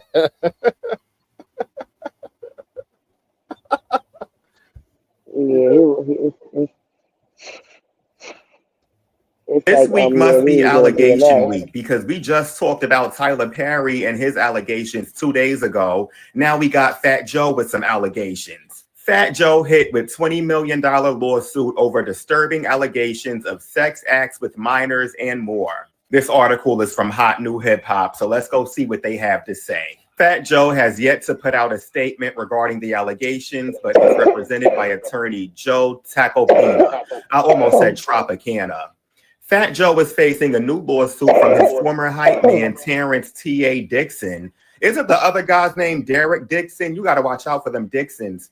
Accusing him of alleged coercive labor exploitation, financial fraud, sexual manipulation, violent intimidation, and psychological coercion. According to Variety, Dixon filed the lawsuit in the U.S. District Court, Southern District of New York, with a trigger warning on the first page. It's always the Southern District of New York. If you ever got problems with the Southern District of New York, just hang it up because they always win. The entire filing comes in at 157 pages and contains allegations that Joe had sexual relations with minors. Over the course of working with Joe for over 16 years, Dixon alleges he was coerced into more than 4,000 sexual acts to maintain his standing within the enterprise. What? He also alleges he personally witnessed Fat Joe engage in sexual relations with children who were 15 and 16 years old. To that effect, he listed 3 separate Jane Does. He alleges one of them would perform oral sex and other sexual acts in exchange for cash, clothing, and payment of her cell phone bill. Dixon further alleges that Joe was in love with the 3rd Jane Doe. Defendant was in love with minor Doe 3. He even contemplated leaving his wife. The defendant paid all minor Doe 3's bills and even took her overseas to his tour stops. He brought her to Florida and would put her up in a condo he rented a few blocks from his house with his wife, the lawsuit states. If that's true, that's real fucked up. That is real fucked up. You got to be careful being a hip-hop wife. In a recorded conversation, minor Doe 3 and her 15-year-old cousin described in detail to plaintiff how inappropriate it was for defendant, who was in his late 30s at the time, to be fawning over children. Other allegations include Joe allegedly committing financial fraud and wage theft, using death threats and intimidation tactics to silence him, and more. Dixon has hired Tyrone Blackburn to represent him in the case. Blackburn previously made headlines by representing Lil Rod in his bombshell lawsuit against Diddy in 2024. With the lawsuit, Dixon is seeking up to $20 million in damages. Fat Joe has yet to respond. Damn, he bringing out 20 years worth of skeletons, bro. That nigga's 54. Fat Joe 54 right now. That nigga said in his late 30s, he taking around 15, 20 years worth of fucking skeletons. Damn. Damn, Fat Joe 54? Mm-hmm. That's when that nigga said, T.A., I want to see you do the move when you hang off the bed. Please, nigga, 3, the dawn need to. What? On to the lawsuit. He is. Oh, yeah. You probably fell asleep by the time that part came up. But yeah, that nigga T.A. was talking all that shit. That interview we watched on Monday.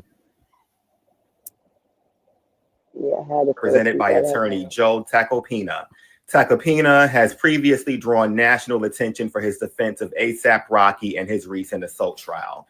Well, that's the story. I will be back with updates as the story develops. This week must be allegation week because we just... That's nuts, man. Fat Joe. Any of this shit true? It's crazy.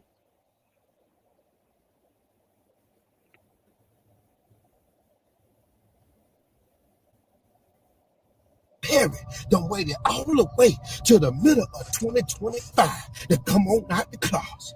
Well, Auntie Medea, we been known. We ain't never see you photo out with no woman unless she was starring in your movie. We ain't never seen you with your child. We ain't never seen nothing that symbolizes a manly man. We been known. We been knew that you were more Madea than you were Tyler. Cause see, I knew Tyler Perry had a little sugar in his tank when he donated $1 million to TDJ Church after Diddy party the night before. Tyler Perry thought he was slick, gonna get up the next day on Sunday morning after he was doing a devil work at Diddy High, praying and wrestling with TDJ, get up and donate $1 million to TDJ Church, aka Mr. Papa Bob. We been knew that Tyler Perry was sweet by the way he characterizes the women in his goddamn movies. We been knew he was mad that he was born a goddamn man, so he took it out on Taraji and Tiana. We been knew. We ain't got no problem with Tyler. But somebody in the media do, somebody in Hollywood do, because they done appeared to catch Auntie Madea on the boat with her new undercover look. And y'all know when a black man get him some money, he definitely don't want nothing his complexion. I thought that it was only Auntie Shay Shay and Diddy and them that like that other side of the film when they get them some money. Well, apparently they doing that in the Adam and Steve world too. Black women, y'all got it hard out here in these goddamn streets because they don't want no dog meat. But allegedly, after they caught Tyler Perry on the boat, on the beach, with his goddamn new boyfriend, I guess his male mistress from 2019 got mad and spilled the tea. His male mistress. To be a nigga and called the mistress is crazy. All over Medea's sundress. So is Tyler Perry out? He came out the closet? He was spotted with a nigga on the beach like Marcus Jordan sniffing coke. I didn't see those pictures. You ain't gonna really hear that much of Tyler Perry because he keeps shade room in his pocket. You know what I mean? Because a male actor by the name of Derek Dixon, who is a well-known star in Tyler Perry shows on BET, just filed a major lawsuit against Tyler Perry. He alleged that Madea made some unwanted advances at an Atlanta event in 2019. And it also appears that after he and goddamn Madea started engaging in that Diddy baby oil relationship that they got going on, he used to come to Tyler Perry's house. And the two dudes would get into physical altercation about who gonna be on top and who gonna be power bottom. Then he said that Tyler Perry allegedly him. And then he said he got messages from Tyler Perry harassing him with dirty bedroom talk. I'm talking about that Diddy baby oil. Now the actor is suing Tyler Perry for $260 million, claiming distress and career loss due to Tyler Perry allegedly blackballing him after they fell out and broke up. Now, I got a question for y'all. Do y'all think they really be targeting successful black men, or is it black men suffering from bad character when they finally get some money? Because I be feeling like the money be bringing the evil out of these men. But you got to keep in mind, people do lie, and they'll try to destroy and tarnish a rich, successful man image. And through all these allegations, 50 Cent been online backing Madea. He say he don't believe none of this BS. He online every post backing Tyler Perry wholeheartedly, more than he backed this goddamn song. And then Tyler Perry seemingly responded to the allegations with this video. Check this shit out. He's got the whole world in his hands. Got the whole world in his hands. Hey, I'm just sitting here on my porch just looking. What am I looking at? I'm looking to the hills from whence cometh my help. For my help? Some of y'all know the rest. I just wanted to come on and just tell everybody, just be as calm as you can. Well, there's one good goddamn thing people gonna always do when they got shit on their shoe. That's call on God and use God when they're in a time of need. What y'all think? Do y'all think Tyler Perry sweeter than the goddamn iced tea at goddamn Popeyes? Or do y'all think this guy lying on Tyler Perry because he seen the new goddamn booth on the boat with Tyler and he wasn't giving it up like that when he was with him? What y'all think? Comment below in the comments and let me know how y'all feel about the situation. Pray for Tyler Perry. This ain't no diss track. We been new, baby. We been knew what was going on with Tyler. We been knew he ain't never been bitching out in kissing up, doing the Michael B. Jordan with no woman. We been knew by him putting on a dress, playing Medea so good. Ain't nobody could play like that but him and Murphy. And you know what they say about him and Eddie Murphy? Eddie Murphy was like there with Johnny Gill in the Hollywood bathroom. We been knew. We up on game. But just come on out and live your truth. Tyler Perry ain't never go against that community. He ain't never go against the goddamn rainbow people. He ain't never do that. Yeah, so I ain't never had no speculation because I already knew what it was. He talked to. Think about it. Comment below, like this video. Y'all make sure y'all subscribe. We the business. So God bless you, Bishop. I pray right now that you will continue to do everything you're doing. I pray his anointing will stay upon you. I pray the power of God all over you. I pray his favor. I pray the blood of Jesus will come upon you right now. Keep you in his care. God, I thank you for your blessings. Oh, that's some evil, nasty work to be fucking all night long and act like that in church. Perform like that in church the next day. He having flashbacks. This is disgusting. He's got the whole world in his hands. Got the whole world in his hands. Hey.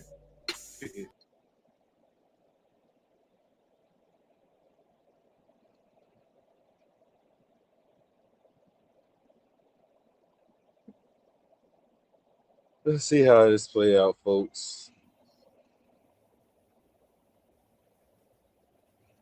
His theory don't sound too off though.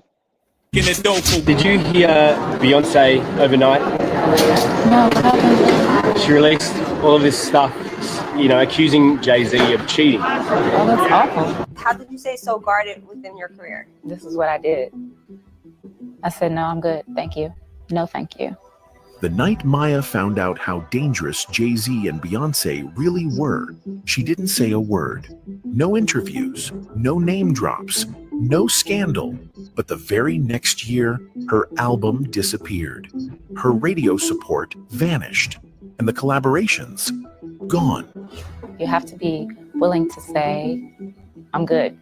And walk away. Maya told that bitch, told y'all niggas a long time ago, it's all about me. I'm doing whatever I need to preserve me and my peace. Niggas be thinking that shit, that's the right thing to do.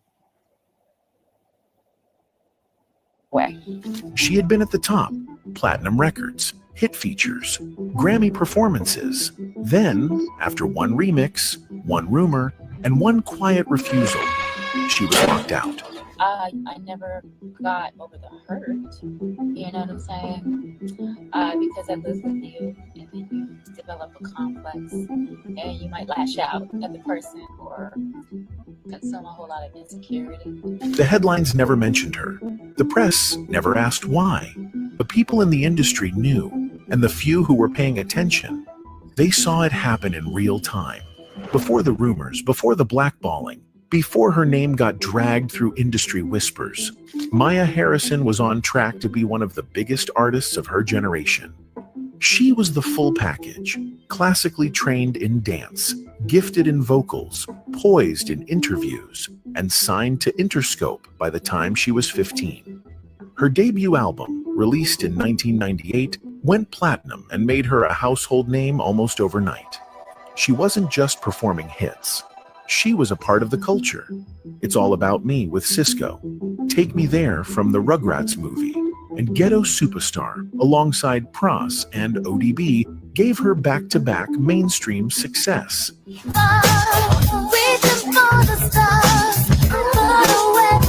She was the kind of artist who could headline a jazz festival one week and a tap dance showcase the next. She had the voice, the look, the range, and the industry seemed wide open for her. Are they showing Anne-Marie performing? That's Anne-Marie. But something changed, and not because the talent disappeared. it didn't. It was something else. Behind the scenes, her label started playing games with her fourth studio album. Control Freak was shelved without warning, renamed Liberation, and ultimately leaked in Japan. Maya never sued. I didn't even She know I was didn't make muted. noise. But that silence wasn't peace. It was her being pushed out.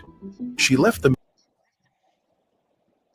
I didn't know I was muted. I was How- saying I didn't know. I don't know why they put Anne Marie there, but I was also saying my bad. I'm cutting you off.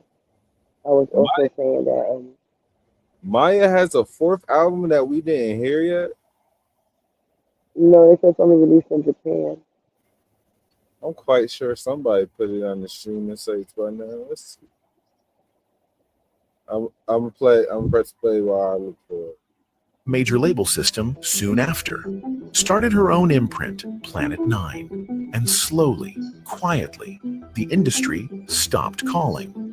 For years, fans assumed it was mismanagement or bad luck. But then came the interviews, and what Maya said in those interviews, especially about how she was treated, who approached her, and what she turned down, made people rethink everything. Because Maya wasn't just forgotten, she was erased. By 2000, Maya was still riding high off the momentum of her debut and sophomore albums. Her collaborations had crossed genres, from pop to hip-hop to R&B, and every track felt like a new win. But it was The Best of Me, Part 2, with Jay-Z, that really shifted the energy around her career, not just musically, but politically, because that record wasn't just a remix, it was a warning shot, and the fallout didn't hit the charts. It hit her behind the scenes. The original Best of Me featured Jadakiss and was produced by Swizz Beatz. It was supposed to be one of the leading singles from her Fear of Flying album. It did okay, not a smash, but enough to keep her name buzzing. But the remix, the now iconic Part 2 with Jay-Z, was something else entirely.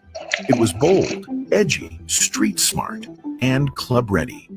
Jay was in full prime Rockefeller form, dropping sly metaphors and name-checking. I didn't find that. I don't know what's the names, but she just released the Best of Me Deluxe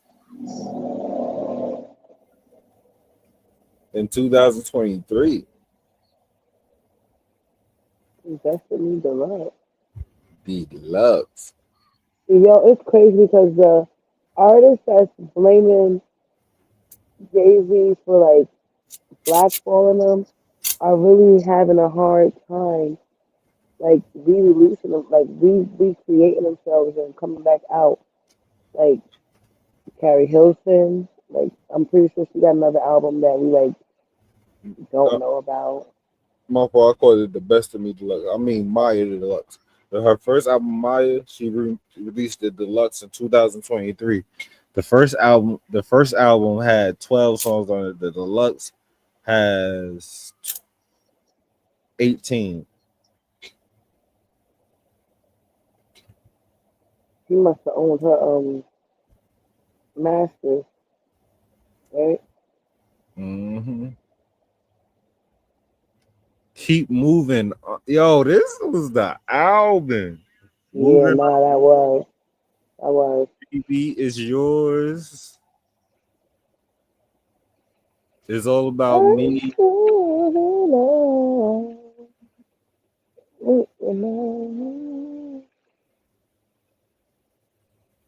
Yo, this album was the shit. Bye Bye Bye with Missy.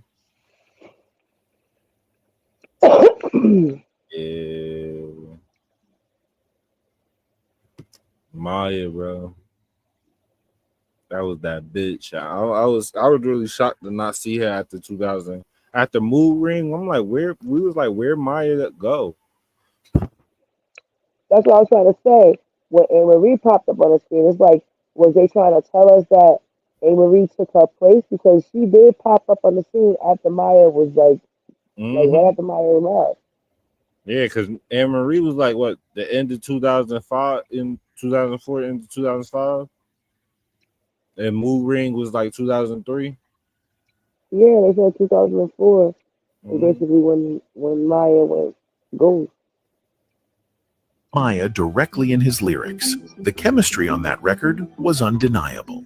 They weren't just vibing, they sounded like a couple. That's high school making me chase you round for months, having an affair, act like an adult for once. And that's exactly where the rumors began. Jay-Z had already built a reputation for blending business and pleasure. So when the remix dropped, people started asking questions. Were Jay and Maya actually involved? Was Beyonce already in the picture? And if so, how deep did it go? Maya never confirmed anything. In fact, she avoided the topic for years. But industry insiders began to whisper that her proximity to Jay-Z, real or perceived, created a problem. Not just with Beyonce, but with the powerful circle that surrounded her. It didn't help that Beyonce and Jay-Z's relationship was becoming more public around the same time. Maya was now viewed as a threat, not because of what she said, but because of what she might have done. The rumors exploded online years later. Blogs began reposting old pictures.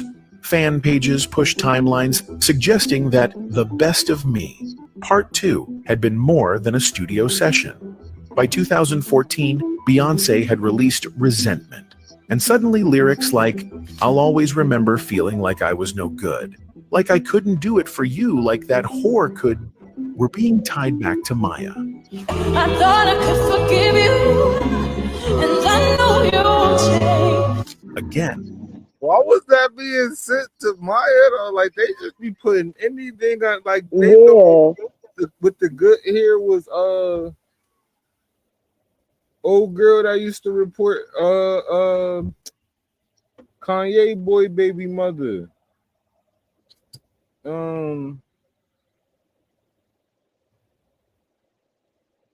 Consequence baby mother and shit. Yeah, y'all just be floating shit out there because of y'all insecurities. God damn. That shit Maya power Beyonce said nothing until she had to. In 2014, a fan asked her directly on Instagram whether she had ever had an affair with Jay-Z. Her response was immediate. Never did, never was, never will. Illegitimate, thirsty sources with no facts, and that's the media for you, especially today. It was sharp, professional, and still didn't stop the rumors. But that's how blackballing works. It doesn't need proof. It just needs perception. And after the Jay-Z remix, the perception was that Maya had crossed a line. Whether it was jealousy, retaliation, or just politics, her major label support began to fade. That same year, she independently released Sweet 16, and despite solid vocals and production, the project didn't chart. Interviews became harder to book. TV performances stopped. Red carpets disappeared. When you look at the timeline, it's clear. Before The Best of Me, Part 2, Maya was being positioned as one of the top R&B pop stars of her generation. After it, she was quietly pushed to the sidelines. And to this day, no one in that circle, not Beyonce, not Jay-Z, not anyone from Rock Nation, has ever publicly addressed it. But Maya has made one thing clear. She turned down things that didn't feel right. And in this industry, that's often all it takes to be marked. How did you stay so guarded within your career? This is what I did. I said, no, I'm good. Thank you. No, thank you. In the years following Maya's fallout with the major label system and the cold silence from Jay-Z's camp, the industry power structure began to shift, but not in her favor. At the top of that structure sat two of the most untouchable figures in hip-hop and R&B, Jay-Z and Sean Diddy Combs. On the surface, they were competitors, but behind the scenes, they were deeply aligned, not just in business, but in influence. Jay-Z's connection to Diddy had always been clear. They weren't just collaborators. They were part of the same elite social circle. They performed together, vacationed together, attended the same events, sat front row at Rock Nation brunches and Met galas. 2020, y'all. And it's different than when it was 2016. You the game has been elevated. As we can tell, there's no expense being spared. We had a Black billionaire's lunch. And most importantly, they protected each other. Jay-Z's connection to Diddy has always been powerful, but now it's starting to look dangerous. For years, they held the keys to careers. Who got signed? Who got radio? Who got erased? And Maya? She wasn't just collateral damage. She was someone who, according to insiders, had seen enough to know when to walk away. But that's not all. Maya also has... That's what I'm saying, how beautiful Maya was and her actual talent. You don't think she could have been all these things that Beyonce and Rihanna was?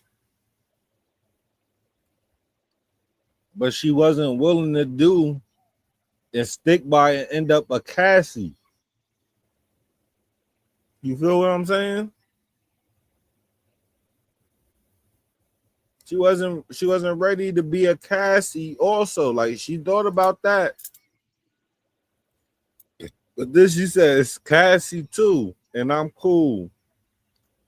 My fans gonna still listen to the music I put out.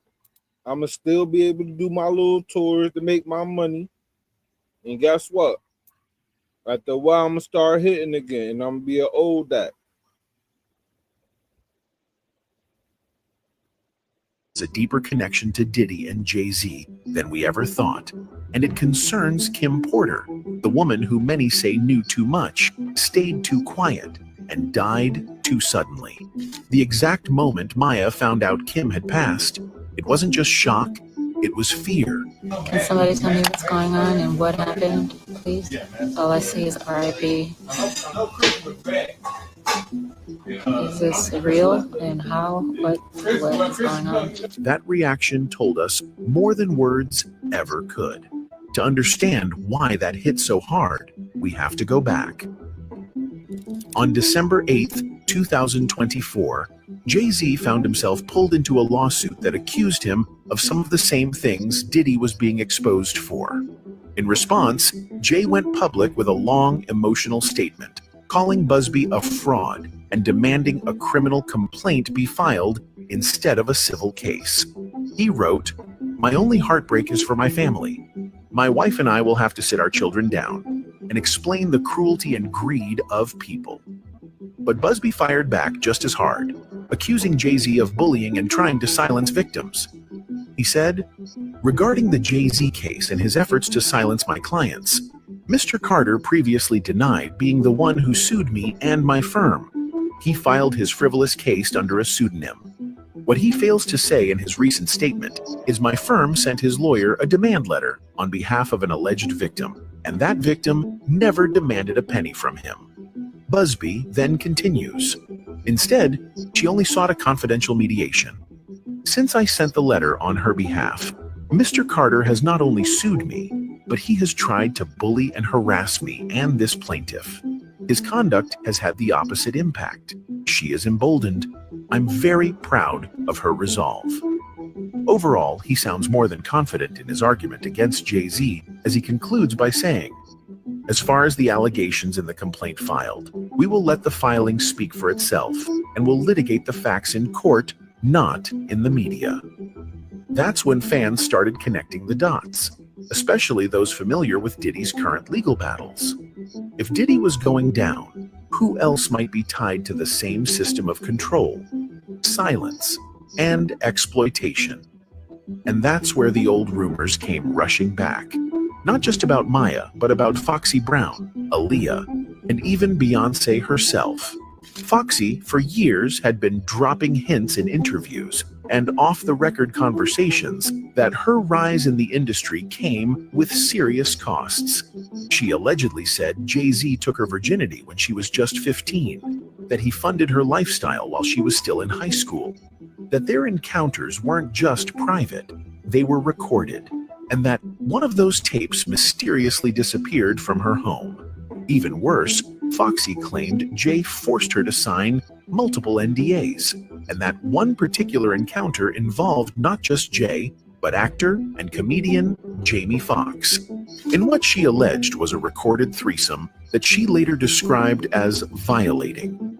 It's dark, messy, and disturbing, but now people are starting to listen to her differently. Add to that the persistent speculation around Jay-Z's relationship with Beyoncé. He was 31. She was 19. She's since said they didn't start dating until she was of legal age, but the fact that he was already circling her when she was still a teenager has never sat right with many fans, especially when you consider how sheltered and work-focused Beyoncé said her childhood was. She sacrificed her youth for the grind, and Jay-Z entered that picture with far more power than she had at the time. Right into how did two of the biggest names in music even meet? Well, we met a long time ago. Award shows, a lot of different performances. Today, Beyoncé is a force on her own. She doesn't need to stand behind anyone. But some fans still question how that relationship began, and what Jay-Z really saw when he first started pursuing her. Maya, on the other hand, wasn't willing to play the long game. She kept her independence. She refused the offers. She avoided the parties. And for that, she got pushed out. Because in this business, when you don't submit, you disappear. You will be blackballed. You will be talked about. You will be shitted on. You will be rumored about. But you have to stand strong on what you don't care for. By the mid-2000s, Maya's presence in the mainstream began fading. Not because of a lack of talent, scandals, or artistic failure, but because she had quietly been pushed out. From the outside, it looked like she was just slowing down. But in reality, she had been systematically frozen out of the very machine that helped build her name. The signs were subtle at first: delays in single rollouts, lack of promotion, and shelved albums with no explanation. Then the signs got louder: canceled performances, absence from award shows she once hosted, and interview invitations that suddenly dried up. After her third studio album, Mood Ring, was released in 2003, Maya was set to deliver what should have been a defining project. Her fourth album, Control Freak, was highly anticipated, a title that hinted she was stepping into her power and taking creative control. But the project was shelved without notice. The name was changed. The rollout was stopped. And when Liberation was finally released, it was only available in Japan, not through a press tour, not through BET or TRL, and not even with an official US release date. It leaked quietly and without context. That's not a fluke. That's blackballing. In the music industry, being blackballed isn't like being publicly canceled. It's worse. There's no moment, no headline, no dramatic fallout. Instead, it happens in silence. Your label drops you, but doesn't explain why. Your songs stop getting service to radio. Producers stop taking your calls, not because you're not talented, but because they've been told not to. Suddenly, you're not invited to the VMAs. Even though you have a project out, your name disappears from red carpet lists. You don't see the press articles dragging you. You just don't see any at all. That's what happened to Maya. Between 2004 and 2007, she dropped off the map, even though she was still working. No reality show appearances, no major interviews, no brand endorsements, and no features with the artists she once collaborated with regularly. She had already proven she could chart with the best. It's All About Me, Case of the X, Free, Ghetto Superstar. But suddenly, there were no collabs, no Neptune's beats, no Swizz beats, no Missy, no Jadakiss, and certainly no Jay. And while that blackout would have crushed most artists, Maya did something nearly unheard of. She walked away from the entire system and started from scratch. She founded her own independent label, Planet 9, and took complete control of her career. From budgeting music videos to studio time to licensing, she did it herself. Her first truly independent album, Sugar and Spice, was released in Japan in 2008 with no US push. No mainstream magazine even reviewed it, but her Japanese fan base supported it, and Maya didn't stop. In 2009, she dropped Beauty in the Streets Volume 1, a mixtape-style album that quietly moved through the underground. Then came KISS in 2011, Smooth Jones in 2016, which was even Grammy-nominated Under the Radar, and several EPs like Love Elevation Suite, Sweet 15, and TKO in 2018. She also mastered live performance as a way to sustain her brand. Maya spent years touring in international markets, Dubai, Australia, South Africa, the UK, while remaining off the mainstream US radar. While major artists were signing 360 deals and chasing radio hits, Maya was doing sold-out shows across continents, licensing her own catalog and keeping 100% ownership of her masters. And through all of this, she said almost nothing publicly about the people who had shut her out. She never named Jay-Z. She never responded to Beyoncé fans flooding her comments. She didn't throw Diddy under the bus, but if you've watched her interviews closely, you can see it. The restraint, the awareness, the coded language. Maya had figured out what most artists learned too late, that fame can be a trap dressed up as a gift. And if you aren't willing to play the game, they'll treat you like you were never invited in the first place. She didn't lash out. She didn't go online to rant, but the coded language in her interviews made it clear. The blackball wasn't imagined. It was earned for saying no. And you have to not be desperate. You have to be willing to say, I'm good, and walk away. By the time Maya made the decision to leave the industry system behind, she understood exactly what she was walking away from. There was no dramatic exit, no official statement, but her absence from the places she once occupied was intentional. Saying no to certain people meant losing access to nearly everything that came with the machine. The marketing, the radio placement, the award shows, and the press coverage. And once she chose not to play the game, the consequences followed quickly. She was no longer invited to high-profile events. Her name stopped appearing on major lineups. Collaboration opportunities dried up, even with artists who had once worked with her. Not because her talent changed, but because her status did. She was no longer seen as part of the system. And in that world, separation often equals exile. For Maya, the price of independence wasn't just creative control. It was a career slowdown that would have ended most artists. The people she said no to held real power. They could greenlight tours, control playlists, and decide which artists got magazine covers and stage time. And once she turned them down, whether it was a deal, an invitation, or something more personal, they didn't confront her directly. They just moved on without her. What makes Maya's story different is that she didn't try to force her way back in. She didn't pivot to controversy or chase viral moments. She didn't reinvent herself to fit what was trending. She shifted her focus to running her own label, creating her own work, and booking shows in markets that would have her, even if the American mainstream no longer would. She found her audience in Japan, in Europe, in Africa, and in independent spaces where she could operate without politics. Still, the industry's response affected her legacy. Her name was often left out of retrospectives. When people listed influential R&B artists from the 2000s, she was frequently overlooked. Awards shows didn't reach out. Brands didn't ask her to participate in tribute performances or anniversaries. Newer artists who had clearly taken inspiration from her sound and image were never encouraged to cite her publicly. That silence wasn't accidental. It was the industry continuing to pretend she didn't matter because she chose not to conform. But Maya stayed consistent. She gave interviews where she spoke carefully, without bitterness. She hinted at what she had seen and what she had turned down, but never sensationalized it. Even as more powerful men in the business began to face lawsuits and public exposure, she chose not to attach herself to the chaos. She had already lived through it and already made her choice. I know what I feel, And when I feel negativity, and when I feel ultimatums coming my way,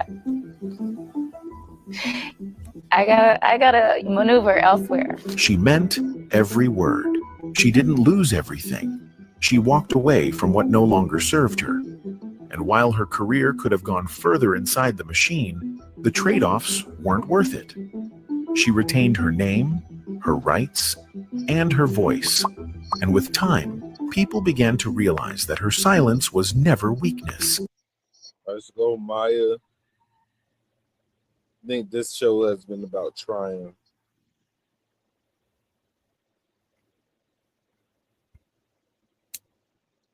Thing, because there might be a lot of drama going on between the girls. And by the girls, I mean it's Chance versus the twins, Jesse and Delilah. On the surface, things appear to be great with the girls, but fans are convinced that it's all for show. But that's not all, because there have been claims that Diddy allegedly favors the twins over. All three of them got her face. Got his face. They all look alike. You can tell they all his kid. All three of them is kid. They look like triplets almost.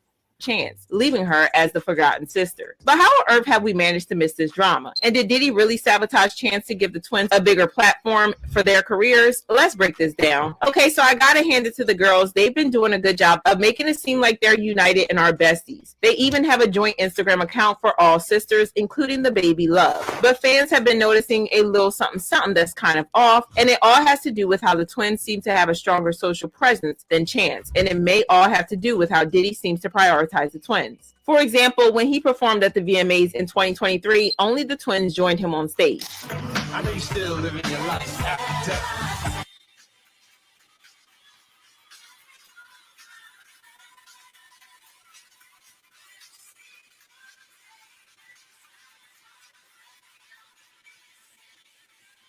He also has multiple videos on his YouTube page about his daughters from when they were kids, but it was always Jesse and Delilah, never Chance. With my ladies, this my future superstar, Jesse. Say peace. It's Delilah. Hey, what's up, everybody out there? This is another episode of P Twitty TV, and I have my little ladies, my queens here, my princess. Tell them your name. I'm Jesse. Jesse, you Jesse James? Jesse James. You an outlaw? Yeah. Yeah. You an outlaw? Yes. Yes. Daddy's girl? Yes. Give daddy kiss. You wanna see that, baby? Daddy kiss. Child, it's like Chance didn't even exist. To be fair, he did take her to the Oscars a couple of years ago because she wants to be an actress. I am speechless. Baby, you look so beautiful. So beautiful. She's a future actress. Her name is Chance. Chance, you tell her. Yes, I'm an aspiring actress, and it's my first time at the Oscars, so I'm really excited to be here. Yeah. Incredible art. He hasn't really done much for her outside of that. Well, at least not publicly. She hasn't been featured in a movie or show yet, but hey, there's still time. The twins, on the other hand, want to be models, and Diddy has pulled a lot of strings to make that happen. They've even been on a couple of runways, including Miami Swim Week.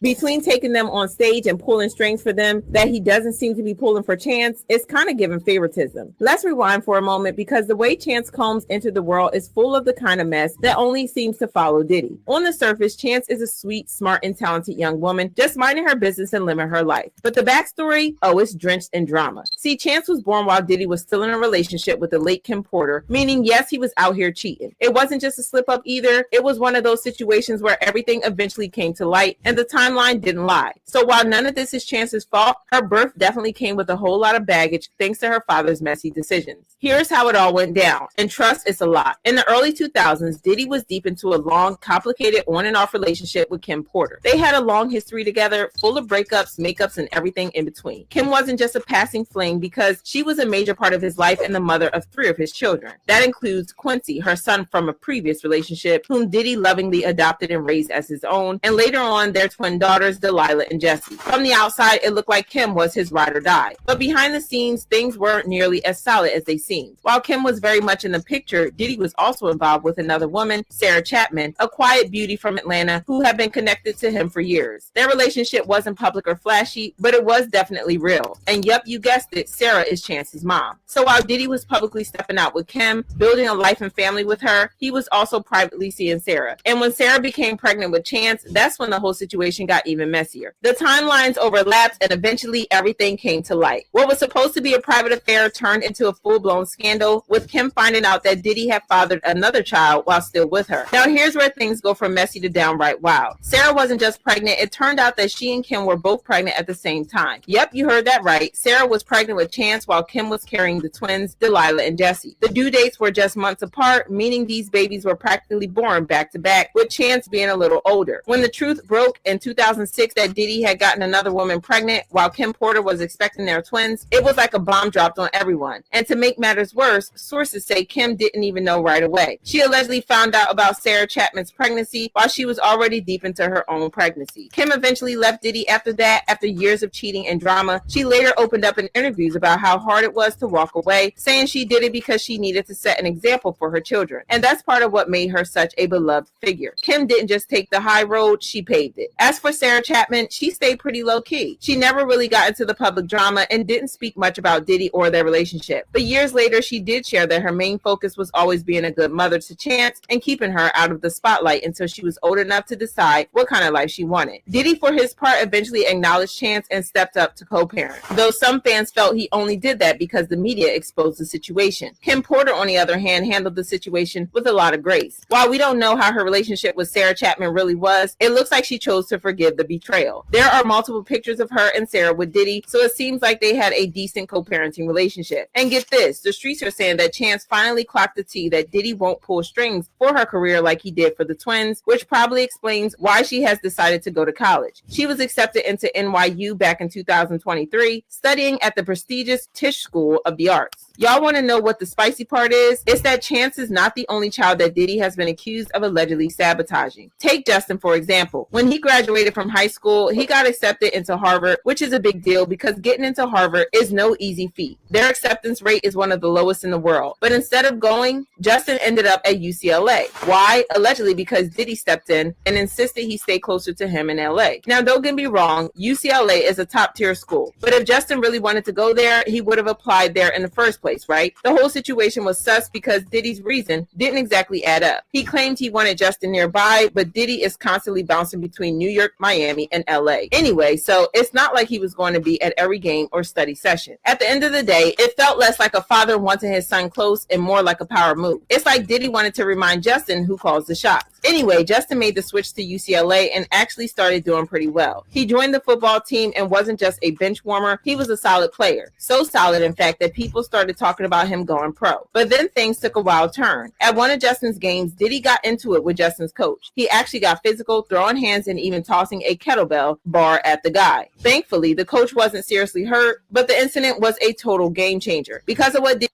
A kettlebell is not a bar. A kettlebell is a kettlebell. It's a weight. It's not a bar. He did, Justin got kicked off the team, and just like that, his shot at a pro football career was over. You think with all the power and connections Diddy has, he could have smoothed things over and gotten Justin back on the squad, especially since it was Diddy's actions that caused the whole mess. But nope, that never happened. Justin's football dreams ended right there. Justin also wanted to rap, but Diddy never really gave him a lot of help. Christian, on the other hand, got a lot of help and was even featured on Diddy's last album. Isn't it interesting how he has been accused of sabotaging his kids, except the ones he had with Kim Porter? He seems to favor Kim's kids more than his other kids, to the point where he could have been sabotaging his other kids. Anywho, y'all let me know if you're here for Misa snitching on Diddy, and then check out this next video.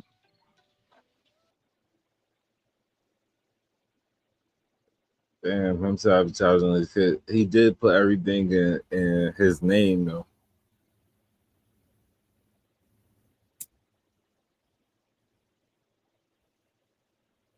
The nigga had a restaurant. Ghost, where he plays Kane Tejada, or you may know him from his breakout role in the New Edition biopic where he played Bobby Brown, and he did a really good job. But when it comes to finding success in Hollywood, there are plenty of hurdles that we have to jump over, and sometimes it starts to take its toll on you. So recently, Woody went on to Cam Newton's Funky Friday podcast show, and when Cam asked Woody certain questions, it brought out raw emotion that we were not expecting. And I don't know how to feel about it. My first acting class I took in LA, they had this exercise where it's the first day of class and you have all these actors in there. And then she sit in a chair in the front of the room, boom. And she said, all right, sit right here. This is me, I'm sitting in the chair. Back towards the whole crowd. I want y'all to tell this guy what y'all see him as. So I'm sitting in the chair. Everybody's saying, bad boy, the thug, the killer. I'm hearing this stuff. They don't know me. You know what I mean? I'm hearing this stuff. And she's like, all right, stop. She's like, all right, turn around, introduce yourself. So I turn around, I'm like, which one of y'all niggas trying me? Yeah. I'm like, Woody, nice to meet y'all. Everybody's laughing. Turn back around. All right, what y'all see him as? Oh, he's the nice guy. He's the sweet guy. He's the da-da-da-da. But that moment made me realize people judge you before you even talk, before you even say something. You know what I mean? So before I was just picking any kind of role because I just wanted to act. But now moving forward in my career, it's like I want to be very strategic of what I pick because I don't want everybody to keep perceiving me as this bad person because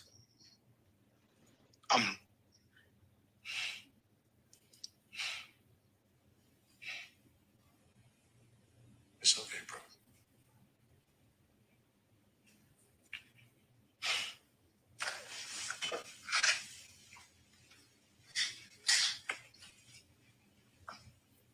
Honestly, I can understand how he ended up becoming emotional because at the end of the day, we do not know what battles he have to fight to, progress and move forward within his career.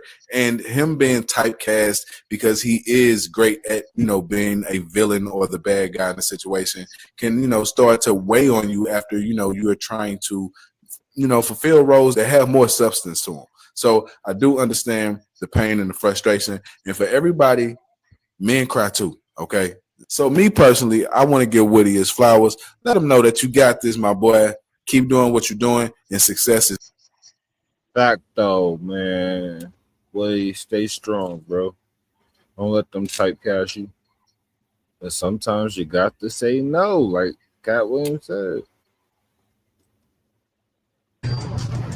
Step up front, please. An early morning arrest inside the Clayton County Jail after the sheriff's office says security specialist LaPortia Williams smuggled contraband to an inmate. You are hereby terminated from the Clayton County Sheriff's Office and under arrest.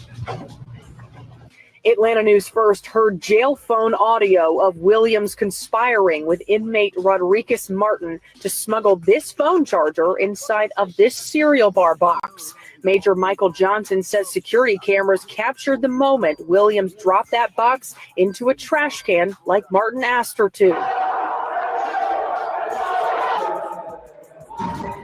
A shakedown inside Martin's cell block this morning ended with the inmate back in handcuffs. Specialist Williams is now an inmate here at Clayton County Jail because of you. Major Johnson says when he took over as jail administrator a month Yeah, bitch. You done fucked up. ago, he warned everyone there would be changes because this happens far too often. That I can't believe that they're still doing it. After I gave them warning, I told them there's changes coming and let them know that there was going to be consequences to actions such as this. And on top of that, she gonna do a child custody case right now, and she in jail. Go laughing again about the security the night Big lost his life, which was disturbing to me, bro, because I was there and I know exactly what happened. So when Mace and Cam are telling these stories of what happened, they are leaving names out. So, because Mace want to laugh and lie, Mace had a duty and an obligation to his label mate, the notorious B.I.G., Christopher Latour Wallace. Mace had a duty as a label mate to tell Chris these dudes want you dead. Prior to the Peterson Museum, you had an obligation to that night as a sworn law enforcement officer to say the same shit. You didn't. You mad about a 19-year-old not saying that shit? Fuck out of here, nigga. Fuck out of here, nigga. Mad because he said you was hiding behind the car when you was supposed to be getting active. Here, he mad because I want to stream. He's mad I want to take bookings. He's mad that I want to keep. He's not mad because you want to stream. He's mad because he doesn't like you having the limelight. See, people don't know that he's jealous. Krishan, he's jealous of your strength. He's jealous of your hustle. When do he talk to you? Why don't he talk to you? Aunt Angie or his aunt? He need to talk to you then. Because me and his mom have had such a toxic relationship all of our lives, because the way she is to you is how she has been to us her whole life. That's how I know it's not going to change. And I love my nephews. I love him just like I love my son. I love them all. But at the end of the day, like, you got to understand, when somebody is damaged, they damaged. This is the realest shit ever. And it's going to hurt. It's going to hurt. It's going to hurt. But that's the same thing I said. I don't have no beef with you. I don't have no beef with Jaden. I don't have no beef. Y'all going to have to mourn him. You're going to have to set boundaries. He's not comfortable with boundaries. You're not going to be able to keep. How you going to set boundaries when you living in a nigga house? Move out, get your own shit. him because he's not a nigga that want to be kept. He thrives off of it. You gotta close your mouth and close. You got all these people in his house talking shit about him. That's crazy. Nigga in jail still taking care of you. You talking shit. This is a video of an Australian woman talking about how our strawberries in America are inseminated with something to make them white. It's not normal to have white strawberries. It's abnormal to have white strawberries. In other countries, they have red strawberries all the way through. But we have white strawberries, summer, winter, unless you go to a farmer's market. Maybe you'll get red strawberries all the way through. It's the weirdest thing ever. I wonder what geoengineering stuff they've put in these chemicals. There are real strawberries. Those are delicious.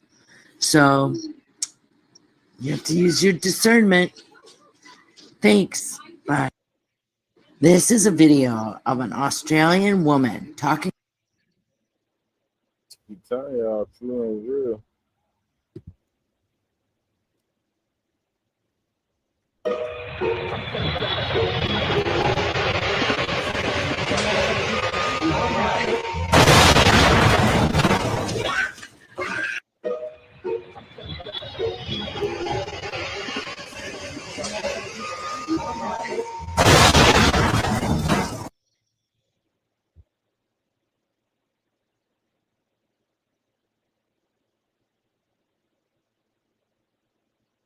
Probably around 15. I want to say 15 when it really set in, like when my grandma sat me down and talked to me. Like, Diddy told her he was going to get Biggie.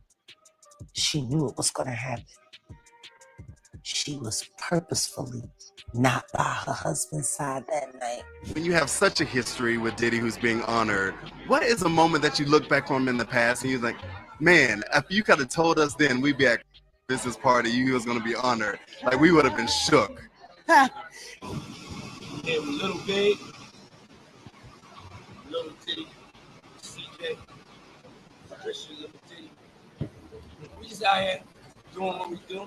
So Biggie's son, CJ Wallace, is saying some things that have people seriously talking about his mom, Faith Evans, and her connection to Diddy. So according to what's going around, CJ basically hinted that Faith might have betrayed Biggie and that Diddy had something to do with it. Now, CJ has always kept things low key, but sources close to him are saying he never believed the official narrative behind Biggie's death, and he suspected Diddy had something to do with it. And according to these sources, CJ believes Big was surrounded by fake love and that some of those people were inside his own house. And then there's the Stevie J angle. Remember when Faith married him out of nowhere back in 2018? Well, CJ was not happy about it, and he publicly talked about being hurt that his mom married Stevie. Faith didn't even tell CJ she was getting married. In fact, he found out about it the same time we all did on social media. And what makes this even messier is that Stevie J is actually CJ's godson. Now, if you've been following all the Diddy mess lately, then you already know Stevie J wasn't just some random dude. He was super close to Diddy for years, and he helped build the whole bad boy sound back in the 90s. But here's where it gets crazy. Rumors about Stevie being on the DL have been around forever, and allegedly, Stevie was one of the guys who used to take part in Diddy's freak-off parties, and it doesn't stop there. Stevie stayed close with Diddy even when things started falling apart. In fact, when the feds raided Diddy's house last March, they found Stevie staying at one of his cribs. So now connect the dots. CJ is hurt that Faith married a guy from Diddy's inner circle, and he's saying Biggie was betrayed by people in his own home. It's not hard to see why some folks think he's pointing the finger without actually saying names. But this is just the tip of the iceberg, because CJ himself has faced rumors about his sexuality, and some sources have even speculated that this had something to do with Diddy and Stevie J being around him growing up. But I know some blogs are kind of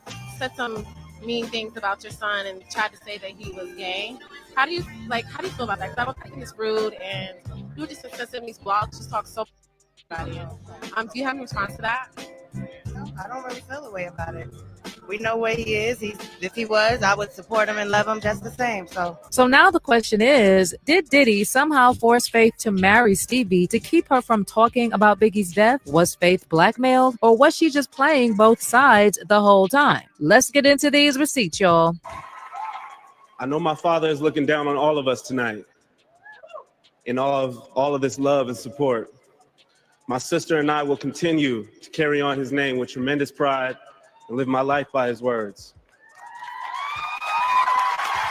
Give it up for CJ. So there's been talk going around that CJ Wallace, Biggie and Faith Evans' son, has been quietly pulling away from his mom. And the rumor is that CJ's been keeping his distance ever since stories started resurfacing that Faith may have known more about Biggie's death than she ever let on. Some folks online are saying Faith was way closer to Diddy behind the scenes, and allegedly she knew the night Biggie got wasn't just bad luck, but that it was a setup. People are pointing out how weird it was that Big didn't want to go to LA in the first place because he knew how tense things were after Pac died, but Diddy kept pushing him to go there. Jaguar Wright even claimed that Diddy directly told Faith that Biggie was going to die that night. Ask me how much different Faith life, her whole life career look. Diddy told her he was going to kill Biggie. She knew it was going to happen. She was purposefully not by her husband's side that night. It happened, and she was told she had to lie about it. Now, mix that with Faith being tied to both Diddy and later Stevie J, and the fact that Faith still hasn't publicly condemned Diddy, and the pieces start to look really shady. Fans also noticed that CJ rarely posts with or about Faith anymore, hasn't celebrated her publicly in years, and keeps things really surface level when it comes to her. What's also interesting is Stevie J's role in all this, because as Jaguar pointed out, Faith and Stevie never made sense as a couple, the same way Faith and Biggie didn't make sense. And according to Jaguar, Faith was basically used by Diddy as a pawn so he could get rid of both Pac and Diddy and keep profiting off of Biggie's music. Let's be honest about Faith Evans. How does a woman with that much talent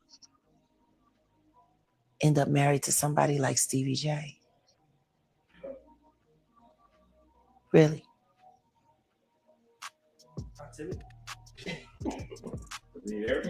Or maybe years ago you decided to be a hip-hop plant because you didn't think your light-skinned face was ever going to get a real shot. And so you took that shot. You were a single mom and your back was up against the wall. That lie held up until that boy turned 18 and he started having ideas of what he wanted to do, what he inherited. Because the paperwork was set up for Faith to not be able to receive $1 from Biggie's estate unless it was for little Christopher. And she only had one child with Christopher. The other children who required taking care of and feeding and all of that, all of them couldn't be fed off of Christopher Wallace's money. They weren't his kids. See how that works? Right. It didn't make any sense. Her and Biggie.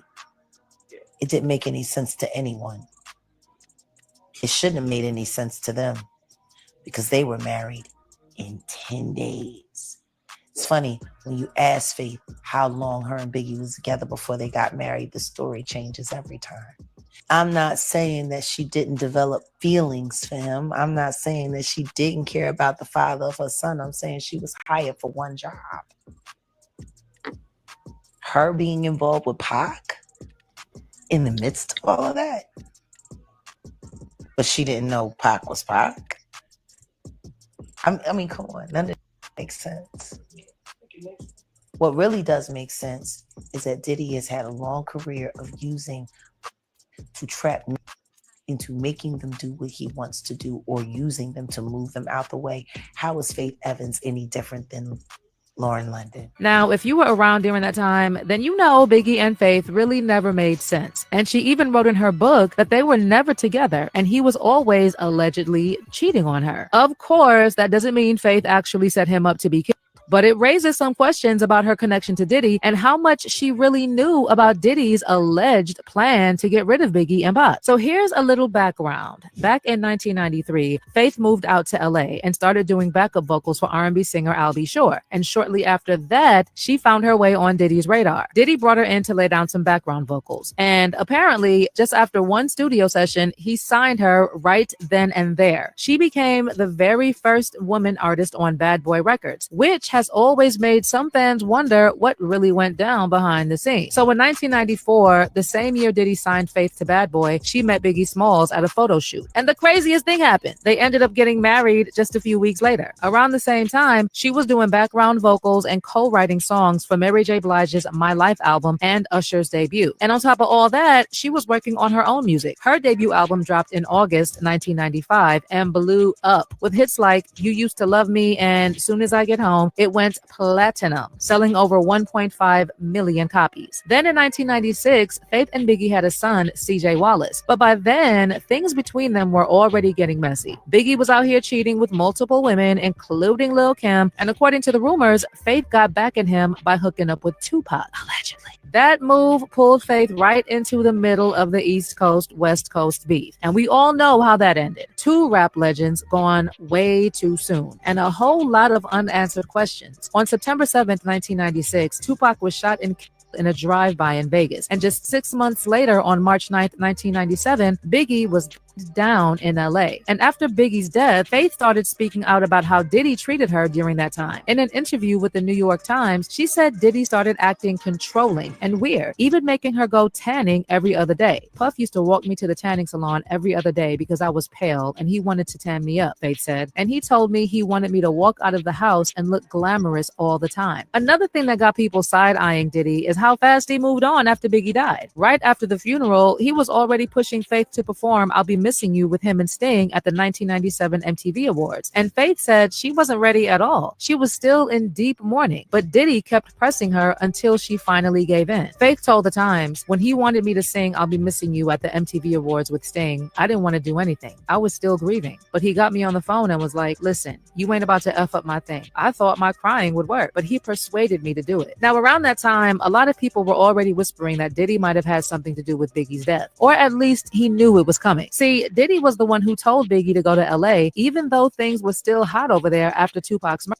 Former Bad Boy executive Kirk Burrows claimed that Biggie was actually supposed to fly to London the day he was killed, but last minute, Diddy made sure he stayed in LA. He was supposed to leave that early morning, go to London, and we would be out there for 2 or 3 days, and then he would go back to New York and go home. Diddy called Sean P. Diddy, whatever his name was during that time, called late Friday night, early Saturday morning, saying he's not going to London. Call Arista, cancel it.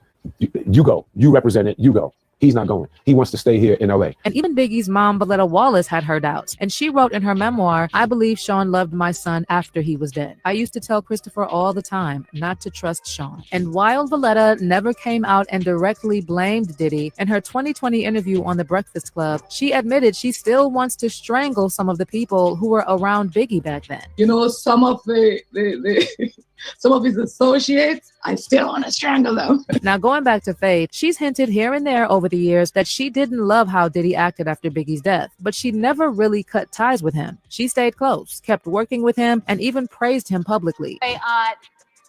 Puffy gave you your start. Now P. Diddy. Yes. Well, how do you think of him? P. Diddy or I still Puffy? call him Puff. You still call him Puff? So he gave your start, and you're still great friends? Yeah, I actually saw him the other night. I stopped by a studio session he was at to tell him that I wanted him to come to my show at the House of Blues next week. So, yeah, we keep in touch. He sends my kids Christmas gifts. Now, fast forward to 2018, and out of nowhere, news breaks that Faith got married to Stevie J in Vegas. And this move caught everybody off guard. TMZ reported at the time that even their families had no clue this was happening. No one had heard a word about a wedding, not even a rumor. Faith was supposed to be in LA prepping for a trip to London, and Stevie was in Atlanta filming Love and Hip Hop. And suddenly, they're hitched in Vegas. Sources told TMZ that the people closest to them were not happy, especially their kids. TMZ even reported that Biggie's son CJ was especially upset because Stevie J is actually his godfather. On top of that, insiders revealed that Stevie showed up just a few days before the wedding and told Faith they needed to get married right then and there. And one source said that's because Stevie knew if Faith gave people a heads up, her friends and family would have tried to shut it down. And looking back, this low-key sounds like the kind of manipulation Stevie could have learned from Diddy. So yeah, like I said, this whole marriage made zero sense, especially if you've heard those rumors that Stevie J wasn't really into women. And don't forget, even after Diddy got hit with that federal indictment, Stevie was still out there defending him. He even went on TMZ after the raids and said he never saw Diddy do anything shady. Plus, he called out 50 Cent as an Uncle Tom for speaking against Diddy. I don't know whatever someone does in their bedroom, that's what they do. I don't got nothing to do with that. I'm just here to say that I've never seen my man doing anything foul like they talking about. And then it's like with guys like 50, you know what I'm saying? Like Uncle Tom cats like that. I just look at it as, he wants to bring the black community down worse than anyone else. Now, going back to CJ Wallace, fans are also now starting to wonder how much influence Diddy and Stevie J had over him. And they're also wondering why Faith let Diddy spend so much time around her son while he was growing up.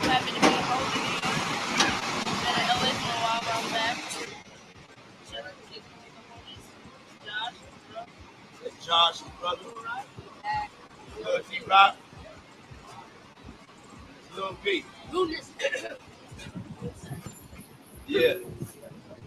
Yeah, but we having a good time, man. Look out for these kids, watch them on the rise. We just on the check-in, you know what I'm saying? I just want to show you how we doing it. And how the fruit don't fall that far from the tree. Knowing what we know now about Diddy's sketchy behavior behind the scenes, especially around young artists, it's hard not to be suspicious. Diddy became a major figure in CJ's life after Biggie died, and Faith was right there the whole time, part of that inner circle, which means she had to have seen or at least heard about all the crazy stuff Diddy was up to. And still, CJ was around Diddy a lot, sometimes even when Faith wasn't around. So with all the new info coming out about Diddy, people are definitely starting to question the choices Faith made back then. But let me hear your thoughts on all this. Was Faith just doing what? That's crazy. All right, man. It's 1:30 in the morning. We out, man. We'll get to see y'all next week. Y'all already know how it goes. This has been Rolling with Sativa. Make sure you follow Liv on all her social media platforms. Make sure you follow me, Sativa Jones, on all my social media platforms. And that's Olivia Wilds. Wild without the SOLIVIALILD.